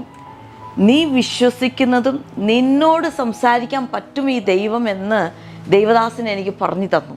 അപ്പോഴാണ് ഞാൻ ചിന്തിക്കുന്നത്, എൻ്റെ വീട്ടിൽ ആരും എന്നോട് പറഞ്ഞു തന്നിട്ടില്ല നീ ദൈവത്തോട്, എന്താ വെച്ചാൽ നമ്മൾ കാണുന്നത് ഈ ബൈബിളിനെ കാണുന്നത് തന്നെ ഒരു സ്റ്റാൻഡിലൊക്കെ, പ്രത്യേക സ്റ്റാൻഡിലൊക്കെ വെച്ചിട്ടും അങ്ങനെയൊക്കെയാണ് നമ്മൾ ബൈബിൾ വായിക്കുന്നതും. പിന്നെ ഈ കണ്ണാടി കൂട്ടിൻ്റെ അകത്തിരിക്കുന്ന ഈ ഫ്രെയിംഡ് ഇതിൻ്റെ ഉള്ളിലിരിക്കുന്ന ഒരു യേശുവിനെ മാത്രമേ ഉള്ളൂ നമ്മൾ അന്ന് ദൈവമായിട്ട് കണ്ടിട്ടുള്ളൂ. പക്ഷേ ദൈവദാസനാണ് പറഞ്ഞു തന്നത്, ഈ ഹിന്ദു എന്ന് രക്ഷിക്കപ്പെട്ട ദൈവദാസനാണ് എന്നോട് പറഞ്ഞു തന്നത്, അങ്ങനെയല്ല ദൈവത്തെ കാണേണ്ടത്, നീ വിശ്വസിക്കേണ്ടത്, നീ ദൈവത്തോട് സംസാരിക്കാം, മറിച്ച് ദൈവം നിന്നോട് സംസാരിക്കാം. അപ്പോഴാണ് എൻ്റെ മനസ്സിലൊരു ക്വസ്റ്റ്യൻ ഉണ്ടായത്, എന്നോട് ദൈവത്തിന് സംസാരിക്കാൻ പറ്റുമോ? എനിക്ക് ഡയറക്റ്റായിട്ട്, അതുവരെയും ഞങ്ങൾ അച്ഛന്മാരിൽ മുഖേനയാണ് ഞങ്ങൾ ദൈവത്തോട് ബന്ധപ്പെട്ടുകൊണ്ടിരുന്നത്. എന്തെങ്കിലും എനിക്ക് പ്രാർത്ഥന ഉണ്ടെങ്കിൽ ഞങ്ങൾ ആ പള്ളിയിലെ അച്ഛനോട് പോയി പറഞ്ഞിട്ടാണ് അങ്ങനെയാണ് സംസാരം. പക്ഷേ അന്ന് അച്ഛന്മാരാരും എന്നോട് പറഞ്ഞു തന്നിട്ടില്ലായിരുന്നു നിനക്ക് ദൈവത്തോട് സംസാരിക്കാമെന്നും നിന്നോട് ദൈവം സംസാരിക്കുമെന്നുള്ളതൊന്നും പറഞ്ഞു തന്നിട്ടില്ല. പക്ഷേ ദൈവദാസൻ ബിഷപ്പ് മനുമേനനാണ് എന്നോട് പറഞ്ഞു തന്നത്, ഇങ്ങനെ നിനക്ക് ദൈവത്തോട് സംസാരിക്കാം. അപ്പോൾ ആ ഒരു പിന്നീട് ഞാൻ സംസാരിക്കാൻ തുടങ്ങി, ഞാൻ പ്രാർത്ഥിക്കാൻ തുടങ്ങി. അങ്ങനെ പ്രാർത്ഥിക്കാൻ തുടങ്ങിയപ്പോഴാണ് എനിക്കും പരിശുദ്ധാത്മാവിൻ്റെ അഭിഷേകം എനിക്ക് കിട്ടിയതും ദൈവം എന്നോട് സംസാരിക്കും. ഞാൻ ചെറിയ ചെറിയ ചെറിയ വെളിപ്പാടുകൾ കാണുന്നതും അത് മറ്റുള്ളവരോട് പോയി പറയുമ്പോൾ അത് സത്യമാണെന്ന് പറയുമ്പോൾ എനിക്ക് സത്യത്തിൽ മനസ്സിലായത്, ഞാൻ ഇത്രയും വർഷം ജീവിച്ചത് ഒരു പേരിനൊരു ക്രിസ്ത്യാനി ആയിരുന്നു. പക്ഷെ ഇപ്പോഴാണ് ഞാൻ സത്യത്തിൽ ഒരു വിശ്വാസിയായി തീർന്നത്. ഇപ്പോഴാണ് ക്രിസ്തു എൻ്റെ ഉള്ളിൽ വന്നതിൻ്റെ ശേഷമാണ് യഥാർത്ഥ ഒരു ക്രിസ്ത്യാനി ആയത് എന്നുള്ളത് എനിക്ക് മനസ്സിലായി തുടങ്ങി. അങ്ങനെയാണ് എനിക്ക് മനസ്സിലായത് ദൈവ വേലയ്ക്ക് ഇറങ്ങുന്നു എന്ന് പറഞ്ഞപ്പോൾ ഇതിനേക്കാളും ഒരു വലിയ ഒരു വിശേഷത ഉള്ള ഒരു വേല ഈ ലോകത്തിൽ ഞാൻ ഒന്നും കണ്ടിട്ടില്ല. അപ്പോഴാണ് ഞാൻ പറഞ്ഞത്, ഞാനൊരു 4 പാർട്ട്ണർഷിപ്പ് ഫേമിന് ചീഫ് അക്കൗണ്ടൻ്റായിട്ട് ഞാൻ ജോലി ചെയ്തുകൊണ്ടുണ്ടായിരുന്നതാണ് ബാംഗ്ലൂരിൽ. ആ ജോലിനെ നിർത്തി വെച്ചിരുന്നു. എന്താണെന്ന് വെച്ചാൽ ബിഷപ്പിന് അന്ന് ബിസിനസ് ഉണ്ടായിരുന്നു. പക്ഷെ ഞാൻ പറഞ്ഞു, ഞാൻ തിരിച്ച് ജോലിക്ക് ജോയിൻ ചെയ്തോല ബിഷപ്പിനോട് ദൈവവേലയ്ക്ക് വേണ്ടി. അന്നൊന്നും അറിയത്തില്ല. ദൈവവേല ദൈവം പറഞ്ഞതാണ് എന്ന് 2 പ്രാവശ്യം എന്നോട് വന്ന് പറഞ്ഞപ്പോൾ, എൻകറേജ്മെൻറ്റ് എവിടെ നിന്നും കിട്ടാത്തപ്പോൾ, പിന്നീട് ബിഷപ്പ് എന്നോട് വന്ന് പറഞ്ഞപ്പോൾ എൻ്റെ മനസ്സിൽ ദൈവം തോന്നിച്ചതാണ്, ഇത് ഞാൻ പറഞ്ഞതാണ്. അങ്ങനെയാണെങ്കിൽ ഇതിനിറങ്ങിയേ പറ്റും. കഷ്ടതയോ പട്ടിണിയോ എന്തായാലും കുഴപ്പമില്ല, അത് ഞാൻ തയ്യാറാണ്, ഞാൻ അത് ഏറ്റെടുത്തോളാം, ഞാൻ തയ്യാറാണ് പൂർണ്ണമായിട്ട്. ഞാൻ ജനിച്ചു വളർന്നത് ഒരു നല്ല കുടുംബത്തിലാണ്. പണത്തിന് യാതൊരു ബുദ്ധിമുട്ടുകളും ഉണ്ടായിട്ടില്ല. ബിക്കോസ് ഡാഡി HAL ആയിരുന്നു, മമ്മി BL ആയിരുന്നു. ഞങ്ങൾക്ക് യാതൊരു ബുദ്ധിമുട്ടുണ്ടായിരുന്നില്ല. പക്ഷേ കർത്താവ് വിളിച്ചതിൻ്റെ ശേഷം അതിൽ കഷ്ടത വരുവാണെങ്കിൽ, പട്ടിണി വരുവാണെങ്കിൽ, ഞാനതിൽ പൂർണ്ണ സമർപ്പണത്തോടെ ഞാനത് ഏറ്റോളാം എന്ന് പറഞ്ഞ്, അതുകൊണ്ടാണ് ഞാൻ പറഞ്ഞത്, ഓക്കെ ഞാൻ ജോലിക്ക് പോയിക്കോളാം, നിങ്ങൾ ദൈവവേലയ്ക്ക് പോയിക്കോ എന്ന് സപ്പോർട്ട് ചെയ്യും. വലിയ കാര്യം പറഞ്ഞത്, ബിഷപ്പിൻ്റെ മുറിയിൽ ദൈവം ഇറങ്ങി വന്നതായിട്ടൊരു ബിഷപ്പിൻ്റെ രംഗം. അത് കഴിഞ്ഞ് ആദ്യം കാണുന്ന ആൻറ്റിയാണ് എന്ന് ബിഷപ്പ് പറഞ്ഞു. അപ്പോൾ എന്തായിരുന്നു ആ ഒരു എക്സ്പീരിയൻസ് എന്നൊന്ന് പറയാം. അന്ന് ചേർച്ചിൽ നിന്ന് വന്നതിൻ്റെ ശേഷം എന്നോട് ഇങ്ങനെ പറഞ്ഞു, ആ ദേവദാസൻ്റെ നെൽസൺ നേഗി പാസ്റ്റർക്ക് ദൈവം തന്നെത്താൻ വെളിപ്പെടുത്തി കൊടുത്ത് എന്ന് പറഞ്ഞപ്പോൾ ബിഷപ്പ് എന്നോട് പറഞ്ഞത്, ഞാനും ഒരു മുറിയിലോട്ട് കയറാൻ പോവുകയാണ്. ഒന്നിക്കൽ എന്നെ ദൈവം അങ്ങോട്ട് കൊണ്ടുപോയി ദൈവത്തെ കാണിക്കണം, അല്ലെങ്കിൽ ദൈവം എൻ്റെ മുറിയിൽ ഇറങ്ങി വരണം എന്നാണ് പറഞ്ഞത്. അതുവരെയും ഞാൻ വാതിൽ തുറക്കത്തില്ല എന്ന് പറഞ്ഞു. ഞാൻ ക്രിസ്ത്യാനി കുടുംബത്തിൽ ജനിച്ചു വളർന്നാലും 15 മിനിറ്റിനേക്കാൾ കൂടുതൽ ഞാൻ പ്രാർത്ഥന കണ്ടിട്ടില്ല. അപ്പോൾ അങ്ങനെ ഇരുന്നപ്പോൾ 3 hours ആയി, 4 hours ആയി, ഇത് നോക്കിയപ്പോൾ 6 hours ആയിട്ടും പുറത്ത് വരാതെ ഇരുന്നപ്പോൾ ഞാൻ എന്തോ സംഭവിച്ചു എന്നാണ് ഞാൻ സത്യത്തിൽ വിചാരിച്ചത്. ബിക്കോസ് അവിടെ ശബ്ദമില്ല. ഇങ്ങനെയൊക്കെ ആയപ്പോൾ എനിക്ക് സത്യത്തിൽ പറഞ്ഞാൽ പേടിയാണ് ഉണ്ടായത്. അപ്പോൾ മൂത്ത മോള് അന്നേരം 1.5 years ഓൾഡാണ്. കുഞ്ഞ് ഭയങ്കരമായിട്ട് കരയുന്നുണ്ട്. അപ്പോൾ ഞാൻ ഈ ഒരു കുഞ്ഞിനെയും കൊണ്ട് ബിഷപ്പിൻ്റെ അടുത്ത് കൊണ്ടുപോവുകയാണ്. വാതിലടച്ചിരിക്കുക. ഞാൻ പുറത്തുനിന്ന് കുറേ കൊട്ടുന്നുണ്ട്, പക്ഷേ ഒന്നും ശബ്ദമൊന്നും കേൾക്കുന്നില്ല. അപ്പോൾ ശരിക്കും എനിക്കൊരു ഭയമാണ് ഉണ്ടായത്. ഞാൻ ശരിക്കും കൊട്ടിയിട്ട് കുഞ്ഞിൻ്റെ ശബ്ദവും ഒരുപാടുണ്ട്. എന്നിട്ട് കൊട്ടി. അപ്പോഴാണ് മെല്ലെ മെല്ലെ ഇങ്ങനെ തുറക്കുന്നുണ്ട്. എനിക്കറിയത്തില്ല അകത്തെന്താ സംഭവിക്കുന്നതെന്നൊന്നും എനിക്കറിയത്തില്ല. വാതിൽ തുറന്ന ഉടനെ ഞാൻ കാണുന്നത്, അത് പറയുമ്പോൾ ഇപ്പോഴും എനിക്ക് ഭയങ്കര ഒരു തരം ഒരു ഫീലിംഗ് ആണ്. എന്താണെന്ന് വെച്ചാൽ ആ അനുഭവം ഞാൻ വിചാരിക്കുന്നു, ഈ മണ്ണിൽ ജീവിക്കുന്നിടത്തോളം കാലം എനിക്ക് ആ ഒരു ദൈവത്തെ ബിഷപ്പ് കണ്ടു എന്ന് പറഞ്ഞാലും, ഞാൻ ഈ ഭൂമിയിൽ വെച്ചിട്ട് ആദ്യമായിട്ടാണ് ഞാൻ അങ്ങനത്തെ ഒരു ഫീലിംഗ് ഞാൻ അനുഭവിച്ചത്. ബിഷപ്പ് ഇറങ്ങി വന്നപ്പോൾ ആൻറ്റിക്ക് ആ ഒരു ഫീലിംഗ് വന്നു. അതെ, അതേ ഇമ്പാർട്ടേഷൻ ആൻറ്റിയുടെ അടുത്ത്. അതെ, ഞാൻ ആ മുഖത്തെ കണ്ടപ്പോൾ, വാതിൽ തുറന്നപ്പോൾ ആ മുഖത്തെ കണ്ടപ്പോൾ ശരിക്കും ഒരു സൂര്യൻ്റെ പ്രകാശം ഏത് രീതിയിൽ ജ്വലിച്ച് നിൽക്കുന്നുവോ അതേ പ്രകാശം എന്ന് പറയാൻ പറ്റത്തില്ല, അതിനേക്കാളും വലിയൊരു പ്രകാശമാണ് ഞാൻ കണ്ടത്. അന്ന് വരെയും ഞാൻ ഇതുപോലത്തെ ഒരു ഫീലിങ്ങോ ഇതുപോലത്തെ ഒരു ദൈവത്തിൻ്റെ സാന്നിധ്യമോ ഞാൻ അനുഭവിച്ചിട്ടില്ല പേഴ്സണലി. ആദ്യമായിട്ട് എൻ്റെ ജീവിതത്തിൽ ദൈവദാസന് അന്ന് ദൈവം കാണിച്ച അതേ പ്രകാശമാണ് ഞാൻ കണ്ടത്. ദൈവദാസൻ്റെ മുഖത്തിൽ ജ്വലിച്ചു നിന്ന ഒരു പ്രകാശം. മോശ ദൈവത്തെ കണ്ട് ഇറങ്ങി വന്നപ്പോൾ മോശയുടെ മുഖം ജ്വലിച്ചു എന്ന് കേട്ടിട്ടുണ്ട്. അതേപോലെയാണ് ആൻറ്റി പറയുമ്പോൾ ഞങ്ങൾക്കൊക്കെ അതുപോലത്തെ ഒരു ഫീലിംഗാണ് വരുന്നത്, മനസ്സിലായില്ലേ? അപ്പോൾ അത് കഴിഞ്ഞ് പിന്നെ പ്രശ്നങ്ങളൊക്കെ വന്നു. അപ്പോൾ പ്രശ്നങ്ങളൊക്കെ വന്നപ്പോൾ ഈ ഒരു എക്സ്പീരിയൻസ് വളരെയധികം ഹെൽപ്പ് ചെയ്തിട്ടുണ്ടാവും അല്ലേ? കാരണം എന്ന് വെച്ച് കഴിഞ്ഞാൽ ദൈവമാണ് വിളിച്ചതെന്ന് നല്ലൊരു ഉറപ്പായിരുന്നു. പ്രശ്നങ്ങൾ പിന്നെയും വന്നു. കാരണം ബിഷപ്പ് പറയണ്ടായിരുന്നു കുറെ കഴിഞ്ഞപ്പോൾ ആരും വിളിക്കാതായ സമയമൊക്കെ ഉണ്ടായിരുന്നു. അന്നാണ് കൈവച്ച് പ്രാർത്ഥിച്ചത്. അതൊന്ന് പറയാമോ? എങ്ങനെയാണ് ഈ പാത്രത്തിൽ കൈവച്ച് പ്രാർത്ഥിക്കുമ്പോൾ ഇത് കൂടുന്നത്? ഞങ്ങളത് ഏലിയാവ് പ്രാർത്ഥിച്ചപ്പോൾ എണ്ണ കൂടിയതൊക്കെ കേട്ടിട്ടുണ്ട്. പക്ഷെ ആൻറ്റിയുടെ ജീവിതത്തിൽ അത് നേരിട്ട് അനുഭവമല്ലേ? അതെ, ബൈബിളിൽ വായിക്കുമ്പോൾ ഏലിയാവിൻ്റെ ജീവിതമൊക്കെ നമുക്കറിയാം. കാക്കയെ കൊണ്ട് ദൈവം പോഷിപ്പിച്ചതും. എനിക്ക് ഭയങ്കര ഇഷ്ടമുള്ള ഒരു ക്യാരക്ടറാണ് ഈ എലൈജ എന്ന് പറയുന്ന ആൾ. അപ്പോൾ എൻ്റെ മനസ്സിലിങ്ങനെ ഉണ്ടായിരുന്നു, അന്ന് ഏലിയ ഒറ്റപ്പെട്ട ഒരു സ്ഥിതിയിലായിരുന്നു, ചൂരച്ചെടിയിലെ കീഴിലിരുന്നു. അന്ന് ഏലിയാവിനെ കാക്കയെ കൊണ്ട് പോഷിപ്പിച്ച ദൈവമാണ്. പക്ഷേ ഇന്ന് ഞങ്ങളുടെ സാഹചര്യം, അന്നത്തെ സാഹചര്യം എന്ന് പറയുന്നത്, മനുഷ്യനെന്ന് പറയുന്നത് ആരുമില്ല ഞങ്ങളെ സഹായിക്കാൻ. സത്യം പറഞ്ഞാൽ ഒരു ക്രിസ്ത്യാനി ബാക്ക്ഗ്രൗണ്ടിൽ നിന്ന് ജനിച്ച് വളർന്നു എങ്കിലും ഈ ഒരു ബാക്ക്ഗ്രൗണ്ട്, അതായത് രക്ഷിക്കപ്പെട്ട ഒരു സ്ഥാനമായി കഴിഞ്ഞതിൻ്റെ ശേഷം പിന്നെ എൻ്റെ ഫാമിലി എല്ലാവരും എന്നെ ഉപേക്ഷിക്കാൻ തുടങ്ങി. ഞാൻ പ്രാർത്ഥിക്കുന്നത് യേശുവിനോട് തന്നെയാണ്, പക്ഷെ എൻ്റെ കുടുംബക്കാരെല്ലാവരും ഉപേക്ഷിക്കാൻ തുടങ്ങി. എനിക്ക് 4 അമ്മാവന്മാർ, 4 പേരും എന്നെ ഉപേക്ഷിച്ചു. അതുപോലെ തന്നെ എല്ലാവരും, എനിക്ക് പെർട്ടിക്കുലറായിട്ട് പറയുന്നതിന് എനിക്ക് വിഷമമുണ്ട്. എൻ്റെ വലിയൊരു കുടുംബമാണ്, എല്ലാവരും എന്നെ ഉപേക്ഷിച്ചു. നമ്മൾ ഇതുവരെയും ആരാധിച്ചു വന്നത് യേശു തന്നെയല്ലേ, പിന്നെ ഇങ്ങനത്തെ ഒരു ഗ്രൂപ്പിലേക്ക് പോയിട്ട് വേണോ വേറൊരു യേശുവിനെ ആരാധിക്കാൻ, അല്ലെങ്കിൽ വേറൊരു യേശുവിനെ പുതിയതായിട്ട് ഇൻട്രൊഡക്ഷൻ വേണോ നിനക്ക് എന്ന് ചോദിച്ചവർ കുടുംബത്തിലുണ്ട്. ആ കാരണത്താൽ ഞാൻ എൻ്റെ കുടുംബത്തെ നഷ്ടപ്പെടുത്തിയത്, അതായത് എൻ്റെ കുടുംബം എന്ന് പറയുന്നത് ഞാൻ ജനിച്ച് വളർന്ന ആ കുടുംബം എനിക്ക് നഷ്ടപ്പെട്ടത് 15 വർഷങ്ങളാണ്. ആ സ്നേഹം പൂർണ്ണമായി നിലച്ചു.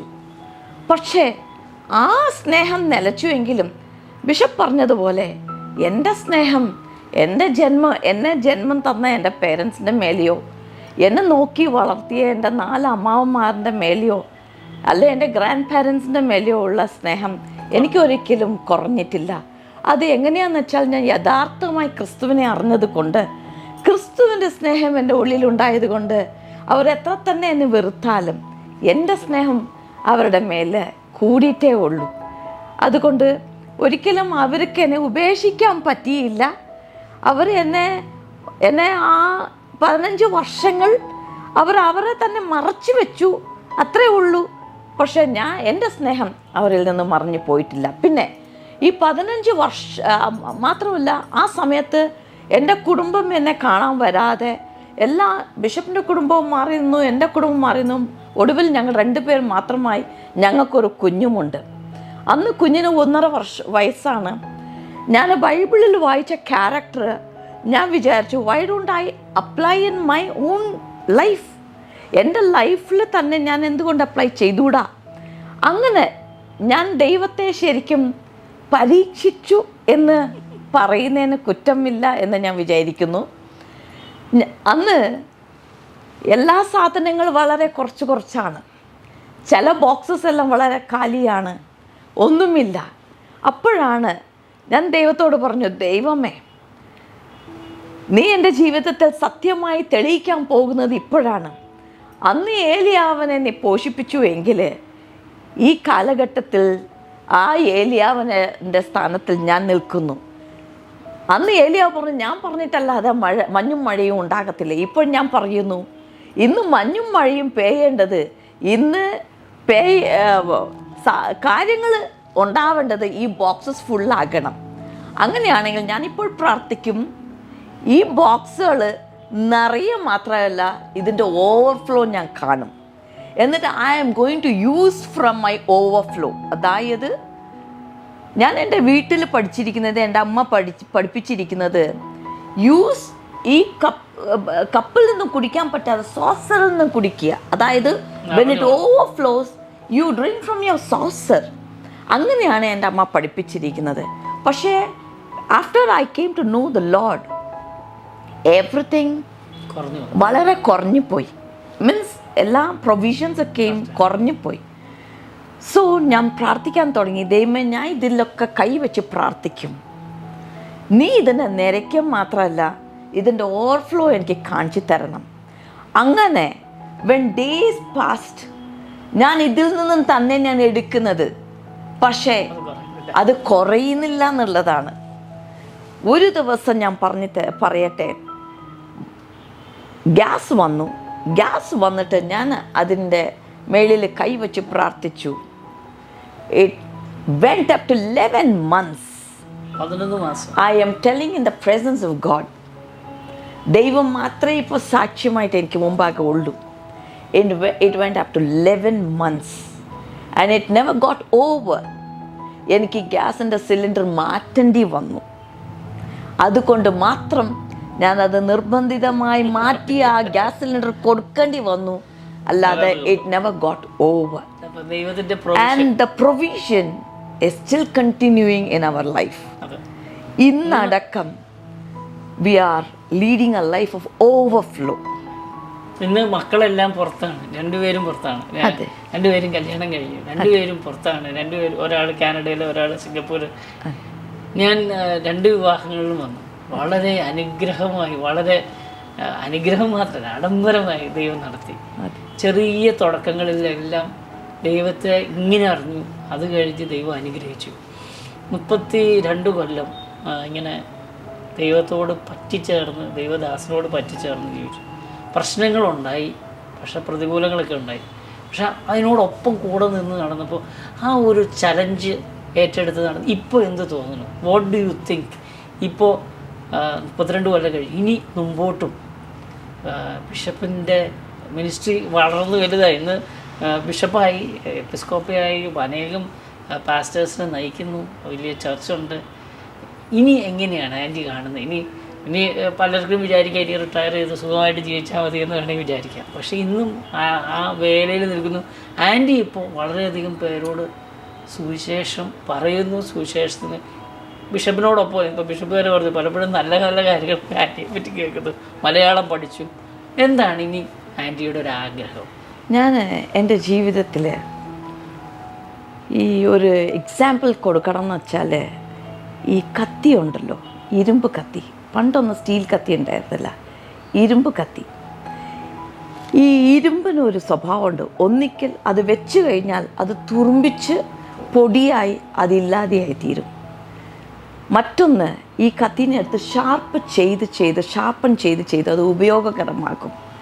എൻ്റെ ജീവിതത്തിൽ ഞാൻ ഇനി തുരുമ്പിച്ച് പൊടിയായി പോകേണ്ടതല്ല, മണ്ണിലേക്ക് പോകേണ്ടതല്ല.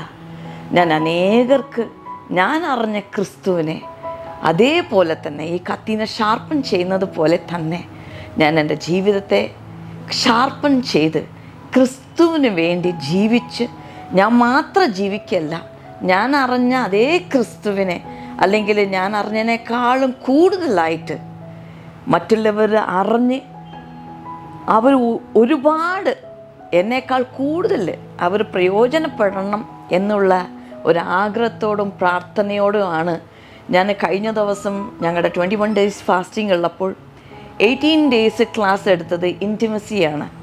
അതെങ്ങനെയാണെന്ന് വെച്ചാൽ എൻ്റെ സ്വന്തം ജീവിതത്തിൽ ഉണ്ടായിരുന്ന ഒരു എക്സ്പീരിയൻസാണ്. ദൈവത്തോട് ഹാനോക്ക് ചേർന്ന് ജീവിച്ചതുപോലെ ഞാനും ദൈവത്തോട് ചേർന്ന് ജീവിക്കാനുള്ള ഒരു എക്സ്പീരിയൻസ് എൻ്റെ ജീവിതത്തിൽ ഉണ്ടായത് ഞാൻ ജനങ്ങൾക്ക് പറഞ്ഞു കൊടുത്തപ്പോൾ ജനങ്ങളിൽ ഉണ്ടായിരുന്ന മാറ്റങ്ങൾ അതിനെ ഞാൻ എൻ്റെ സ്വന്തം ചെവികൾ കൊണ്ട് കേൾക്കാൻ ഇടയായി. ഉണ്ടാകുന്ന മാറ്റങ്ങൾ, അല്ലെങ്കിൽ പ്രാർത്ഥന ജീവിതത്തിലെ വ്യത്യാസങ്ങൾ, ആരാധനേൻ്റെ വ്യത്യാസം, ദൈവത്തോട് കൂടുതൽ ഇതുവരെയും നടന്നതുപോലെയല്ല, ഒരു വ്യത്യാസമായി ദൈവത്തെ കൂടുതൽ അറിയുവാനും ദൈവത്തോട് സംസാരിക്കാൻ ഇപ്പോൾ ജനങ്ങൾ തുടങ്ങി. അങ്ങനെയാണ് എനിക്ക് ഒരു അംഗീകാരം അവരിൽ നിന്നും കിട്ടിയത്. പിന്നെ ഭാഷ പഠിച്ചത് എന്ന് പറഞ്ഞാൽ, ഞാൻ പ്രത്യേകിച്ച് ബാംഗ്ലൂരിൽ ജനിച്ച് വളർന്നത് കൊണ്ട് my grand mother was born there, my great grand mother was married there. അങ്ങനെയെന്ന് വെച്ചാൽ ഒരുപാട് തലമുറകൾ, ഐ തിങ്ക് 100 years ago മുതൽ കൊണ്ട് നമ്മൾ അവിടെ ജീവിച്ചതാണ്. അപ്പോൾ ഞങ്ങൾക്ക് ഭാഷ എന്ന് പറയുന്നത് കന്നഡയാണ് ഞങ്ങളുടെ പ്രധാന ഭാഷ. പിന്നെ തമിഴ്, ഹിന്ദി, ഇംഗ്ലീഷ്. മലയാളം എന്ന് പറയുന്നത് ഈ തമിഴ് ഭാഷേനെയാണ് മലയാളം എന്ന് പറഞ്ഞിട്ട് ഞങ്ങൾ വിചാരിച്ചിട്ട് മലയാളം പറഞ്ഞുകൊണ്ടുണ്ടായത്. പക്ഷേ 2018 ഞങ്ങൾ ഇവിടേക്ക് വന്നത്. 2018 ഇവിടെ വന്നപ്പോൾ ഇവിടെ ഉള്ളവരെല്ലാവരും മലയാളമാണ് സംസാരിക്കുന്നത്. So I was forced to learn Malayalam. അത് മാത്രമല്ല ഇവിടെ വന്നപ്പോൾ ആദ്യമൊക്കെ ഞാൻ ഇംഗ്ലീഷിലായിരുന്നു ഇവിടെ ശുശ്രൂഷിച്ചുണ്ടായത്. അപ്പോൾ ജനങ്ങൾക്ക് അങ്ങനെ കാര്യമായിട്ട് മനസ്സിലാവുന്നില്ല. എല്ലാവർക്കും ഇപ്പോൾ ഈ ഭാഷ മനസ്സിലായിക്കണമെന്നൊന്നുമില്ല. പിന്നെ എനിക്ക് കന്നഡത്തിൽ പറഞ്ഞാൽ ആർക്കും തന്നെ മനസ്സിലാവത്തില്ല. അങ്ങനെ ആദ്യമൊക്കെ ഇംഗ്ലീഷിൽ മെസ്സേജ് പറയുമ്പോൾ കൂടുതൽ ആൾക്കാർക്ക് അത് ഡൈജസ്റ്റ് ആവുന്നില്ല എന്ന് മനസ്സിലായപ്പോൾ ഞാൻ ദൈവത്തോട് പ്രാർത്ഥിച്ചു, ദൈവമേ മറ്റുള്ള ഭാഷകൾ ദൈവം പഠിപ്പിച്ചു എങ്കിൽ ഈ മലയാള ഭാഷയെ മെസ്സേജ് പറയാൻ, ഈ ജനത്തിന് മനസ്സിലാക്കി കൊടുക്കാനായിട്ട് എനിക്ക് ഈ ഭാഷ മനസ്സിലാക്കി തരണം. പണ്ട് കന്നഡയിൽ മലയാളമൊക്കെ എഴുതിക്കൊണ്ട് പോകുന്നത് അത് ഇപ്പോഴും അങ്ങനെ തന്നെയാണ്. എനിക്ക് മലയാളം ബൈബിളൊന്നും അങ്ങനെ വായിക്കാനോ എഴുതാനോ അറിയത്തില്ല. അപ്പോൾ ബിഷപ്പിനോട് ഞാനത് ചോദിച്ചിട്ട് ഇപ്പോഴും കന്നഡയിലാണ് എഴുതിയിട്ട് ഞാൻ പ്രസംഗിക്കുന്നത്, മലയാളത്തിൽ പ്രസംഗിക്കുന്നത്. പക്ഷേ ജനത്തിൻ്റെ സ്നേഹമാണ്. ഇവിടുത്തെ മലയാളികൾ, I don't know how to thank them. അവരെന്നെ അംഗീകരിച്ചത്. ആക്ച്വലി അവരുടെ ഭാഷ എന്ന് പറഞ്ഞാൽ വളരെ നല്ല ഭാഷയാണ്. എനിക്ക് ഒരിക്കലും അവരോട് കോമ്പറ്റീറ്റ് ചെയ്യാനോ അതുപോലെ ഒരു ഭാഷ സംസാരിക്കാൻ ഇതുവരെ പറ്റിയിട്ടില്ല. പക്ഷേ അവരെന്നെ അത്രത്തോളം സ്നേഹിച്ചത് കൊണ്ടാണ് അവരെൻ്റെ ഭാഷയെ ആക്സെപ്റ്റ് ചെയ്ത് ഇപ്പോഴും അതെ. എനിക്ക് അങ്ങനെ പറയാൻ അറിയില്ല എങ്കിലും അവർ കൈയടിച്ച് എന്നെ പ്രോത്സാഹിപ്പിക്കുന്നത് എൻ്റെ ഭാഷ മതി, ഇത് മനസ്സിലാവുന്നുണ്ട് എന്ന് പറഞ്ഞത് കൊണ്ടാണ് ഞാനിപ്പോൾ അവർക്ക് മലയാളത്തിൽ മെസ്സേജ് എടുക്കാൻ തുടങ്ങി. ഇത് ഒന്ന് ദൈവം എന്നെ ഹെൽപ്പ് ചെയ്തതാണ്. രണ്ടാമത് ഈ ജനങ്ങളെ എന്നെ അവർ അക്സെപ്റ്റ് ചെയ്തതാണ്. അങ്ങനെയാണ് ഞാൻ ഈ മലയാള ഭാഷയിലേക്ക് ഞാൻ ഷിഫ്റ്റായി ഇപ്പോൾ മലയാളം മെസ്സേജസ് കൊടുക്കുന്നത്. റിട്ടയർ ചെയ്യണമെന്നൊക്കെ തോന്നി തുടങ്ങിയിട്ടുണ്ട്? ഒരിക്കലുമില്ല. I don't feel that I M old. I feel more energetic and I feel ഇപ്പോൾ പറക്കാനുള്ള സമയം. ദൈവം കാലുകൾക്ക് ശക്തി തന്നിട്ടുണ്ട്, ദൈവം ശരീരത്തിന് ബലം തന്നിട്ടുണ്ട്. അങ്ങനെയാണെങ്കിൽ I always feel this is my first day of my ministry. I have to go a long way. As long as God leads, as long as I live on the earth, I don't want to retire. I don't want a retired life at all in my life. Until my last breath, I want to keep working for my God. This is my ambition. Yeah. God bless you, Auntie. Yeah, thank സന്തോഷം. അപ്പോൾ ആൻറ്റിയെ പറ്റി പറഞ്ഞു, family, നമ്മളുടെ വീട്ടുകാരെ പറ്റിയൊക്കെ പറഞ്ഞു. പക്ഷേ 2 കുട്ടികളുണ്ട്. ഒന്ന് ന്യൂമ, ഒന്ന് ഇളയത് ന്യൂമ, മൂത്തത് റേമ. റേമ ഇപ്പോൾ കാനഡയിലാണ്.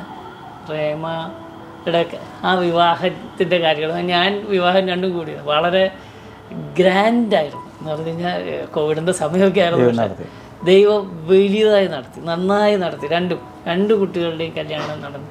പലരുടെയും ഒരു വലിയ പ്രശ്നമാണ്. കാരണം ഒരു പാസ്റ്ററായി അല്ലെങ്കിൽ ഒരു ദൈവവേലയ്ക്കൊക്കെ ഇറങ്ങി ഞങ്ങളുടെ ജീവിതം എന്നായിരിക്കും. അങ്ങനെ ഒരു ഇത് ദൈവം പ്രോസ്പെരിറ്റിയെ പറ്റിയൊക്കെ പറഞ്ഞു. അപ്പോൾ പ്രോസ്പെരിറ്റി എന്ന് പറഞ്ഞു കഴിഞ്ഞാൽ ധനത്തിൻ്റെ കാര്യമൊക്കെ പറഞ്ഞു. പക്ഷേ ദൈവം വലുതായി നടത്തിയത് ഞാൻ കണ്ടു. കാരണം എന്ന് വെച്ചാൽ ബാംഗ്ലൂർ ഒരു നല്ല വീടുണ്ടായിരുന്നു, അത് കഴിഞ്ഞ് ഇപ്പോൾ എറണാകുളത്തൊരു നല്ല വീടുണ്ട്. അതിനെപ്പറ്റിയൊക്കെ ഒന്ന് പറയാമോ? ദൈവം നടത്തിയ പണ്ട് ഒരു ക്ഷാമകാലം ഉണ്ടായിരുന്നു. പക്ഷെ അത് കഴിഞ്ഞ് ഞാൻ കാണുന്ന സമയത്തൊക്കെ ആയപ്പോഴത്തേക്കും ദൈവം അനുഗ്രഹിച്ച് നടത്തിയതാണ്. അല്ല, എല്ലാവരോടും എനിക്കൊന്ന് പറയാനുള്ളത്, നമ്മളൊരിക്കലും ഒരു കാര്യസാധ്യത്തിനല്ലല്ലോ നമ്മൾ ദൈവത്തെ സേവിക്കുന്നത്. ദൈവത്തെ പൂർണ്ണമായിട്ട് നമ്മൾ അംഗീകരിക്കുന്ന സമയത്ത് നമ്മുടെ നഷ്ടപ്പെട്ടതൊക്കെ നമുക്ക് വളരേണ്ടത് നമ്മുടെ സ്വത്തോ കാര്യങ്ങളോ അല്ല, ഫെയ്ത്താണ്. ഫെയ്ത്ത് വളർന്നു കഴിഞ്ഞാൽ പിന്നെ നമ്മൾ name it and claim it എന്ന് പറയും. പിന്നെ നമ്മൾ ആവശ്യമുള്ളത് നമ്മൾ ചോദിക്കുകയല്ല, നമ്മൾ എടുക്കുകയാണ്. അതാണ് എൻ്റെ. ഇപ്പം എനിക്ക് എൻ്റെ ബ്ലെസ്സിങ് എന്ന് പറഞ്ഞപ്പോൾ എൻ്റെ വൈഫിൻ്റെ കാര്യം പറഞ്ഞപ്പോൾ തന്നെ എൻ്റെ പിള്ളേരെനിക്ക് വലിയ ബ്ലെസ്സിങ്ങാണ്. പലർക്കും പെൺപിള്ളേരായോ എന്നൊക്കെയൊരു, അതും പെണ്ണായോ രണ്ടും പെണ്ണായോ എന്നൊക്കെ ചോദിക്കുന്നത്. അങ്ങനെ ആർക്കെങ്കിലും ഒരു ഇതുണ്ടെങ്കിൽ ഞാൻ പറയാം, I am really blessed with 2 girls. ചെറുക്കന്മാരിങ്ങനെ എന്നെ സ്നേഹിക്കുമെന്ന് എനിക്ക് പറയാൻ പറ്റില്ല, അത്രയും സ്നേഹമുണ്ട് പിള്ളേർക്ക് രണ്ടുപേർക്കും. രണ്ടുപേരും കല്യാണം കഴിഞ്ഞ് ഒരാൾ കാനഡയിൽ സെറ്റിലായി. അവർ അവിടെ ഒരു ചെറിയ ചർച്ചൊക്കെ സ്റ്റാർട്ട് ചെയ്തു. രണ്ടുപേരും വളരെ കമ്മിറ്റഡാണ്. അതുപോലെ തന്നെ രണ്ടാമത്തെ ആൾ സിംഗപ്പൂർ എയർലൈൻസിലാണ് അവൻ വർക്ക് ചെയ്യുന്നത്, ക്യാപ്റ്റനാണ്. മോളും അവിടെ തന്നെയാണ്, ബിസിനസ്സും കാര്യങ്ങളൊക്കെ ആയിട്ടിരിക്കുന്നത്. രണ്ടുപേരും ഇപ്പോൾ ചർച്ചിൻ്റെ ഒരുവിധം കാര്യങ്ങളൊക്കെ രണ്ടാമത്തെ മോളാണ് ഇപ്പോൾ ചെയ്യുന്നത്. അവളിപ്പോൾ സിംഗപ്പൂരിൽ നിന്നും ആയിരിക്കും അവർക്ക് ഇടയ്ക്കിടയ്ക്ക് വന്നിട്ട് ചർച്ചിൻ്റെ ഇവിടുത്തെ കാര്യങ്ങൾ അഡ്മിനിസ്ട്രേഷനൊക്കെ അവളാണ് ചെയ്യുന്നത്.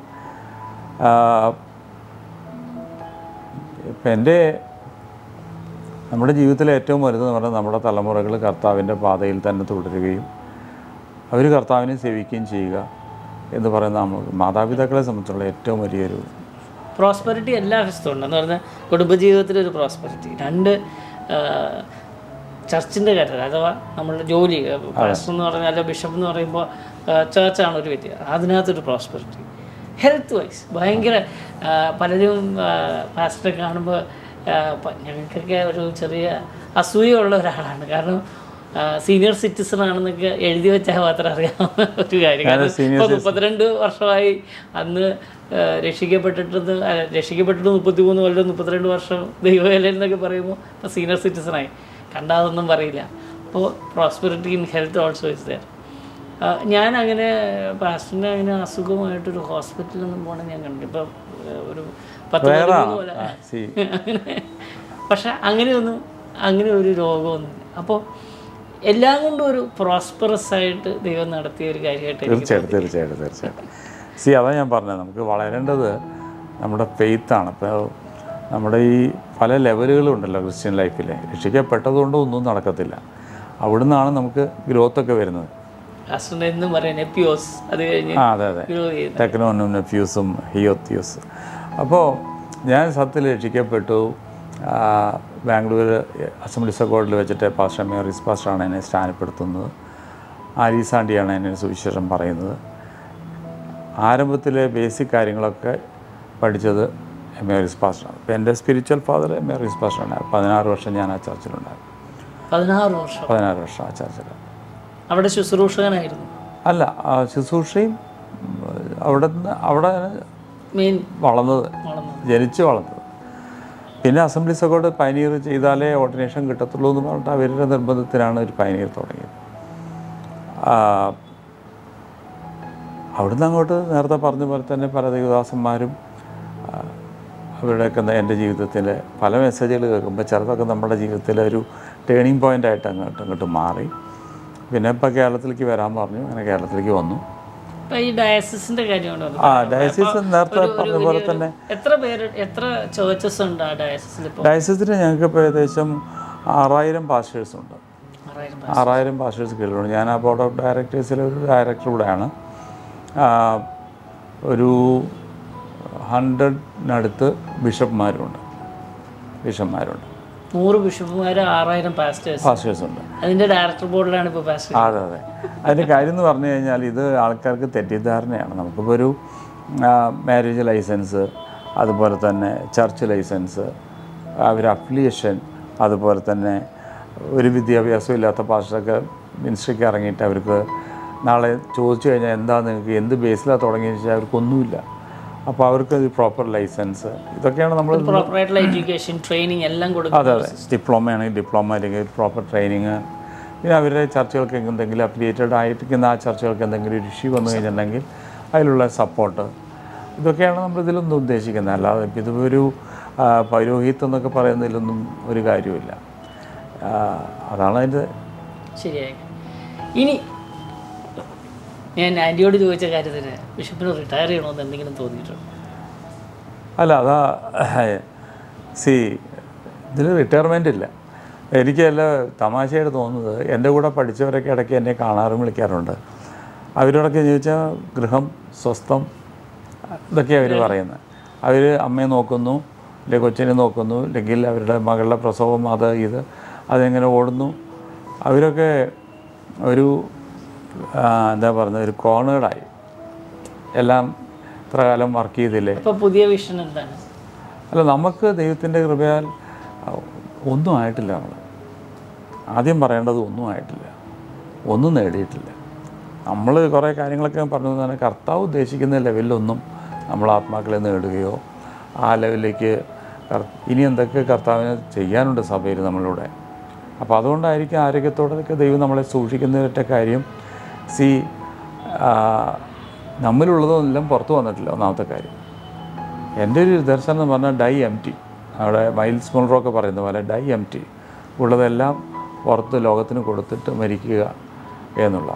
പിന്നെ ഇപ്പോഴത്തെ ഒരു നല്ലൊരു ഉറപ്പ് എന്ന് പറഞ്ഞാൽ ഈ ജനറേഷൻ മരണം കാണാതെ എടുക്കപ്പെടും എന്നുള്ളത് ഒരു ഹിസ്റ്റോറിയൻസിൻ്റെയും പ്രൊഫസി ഒരുപോലെ വന്നതാണ്.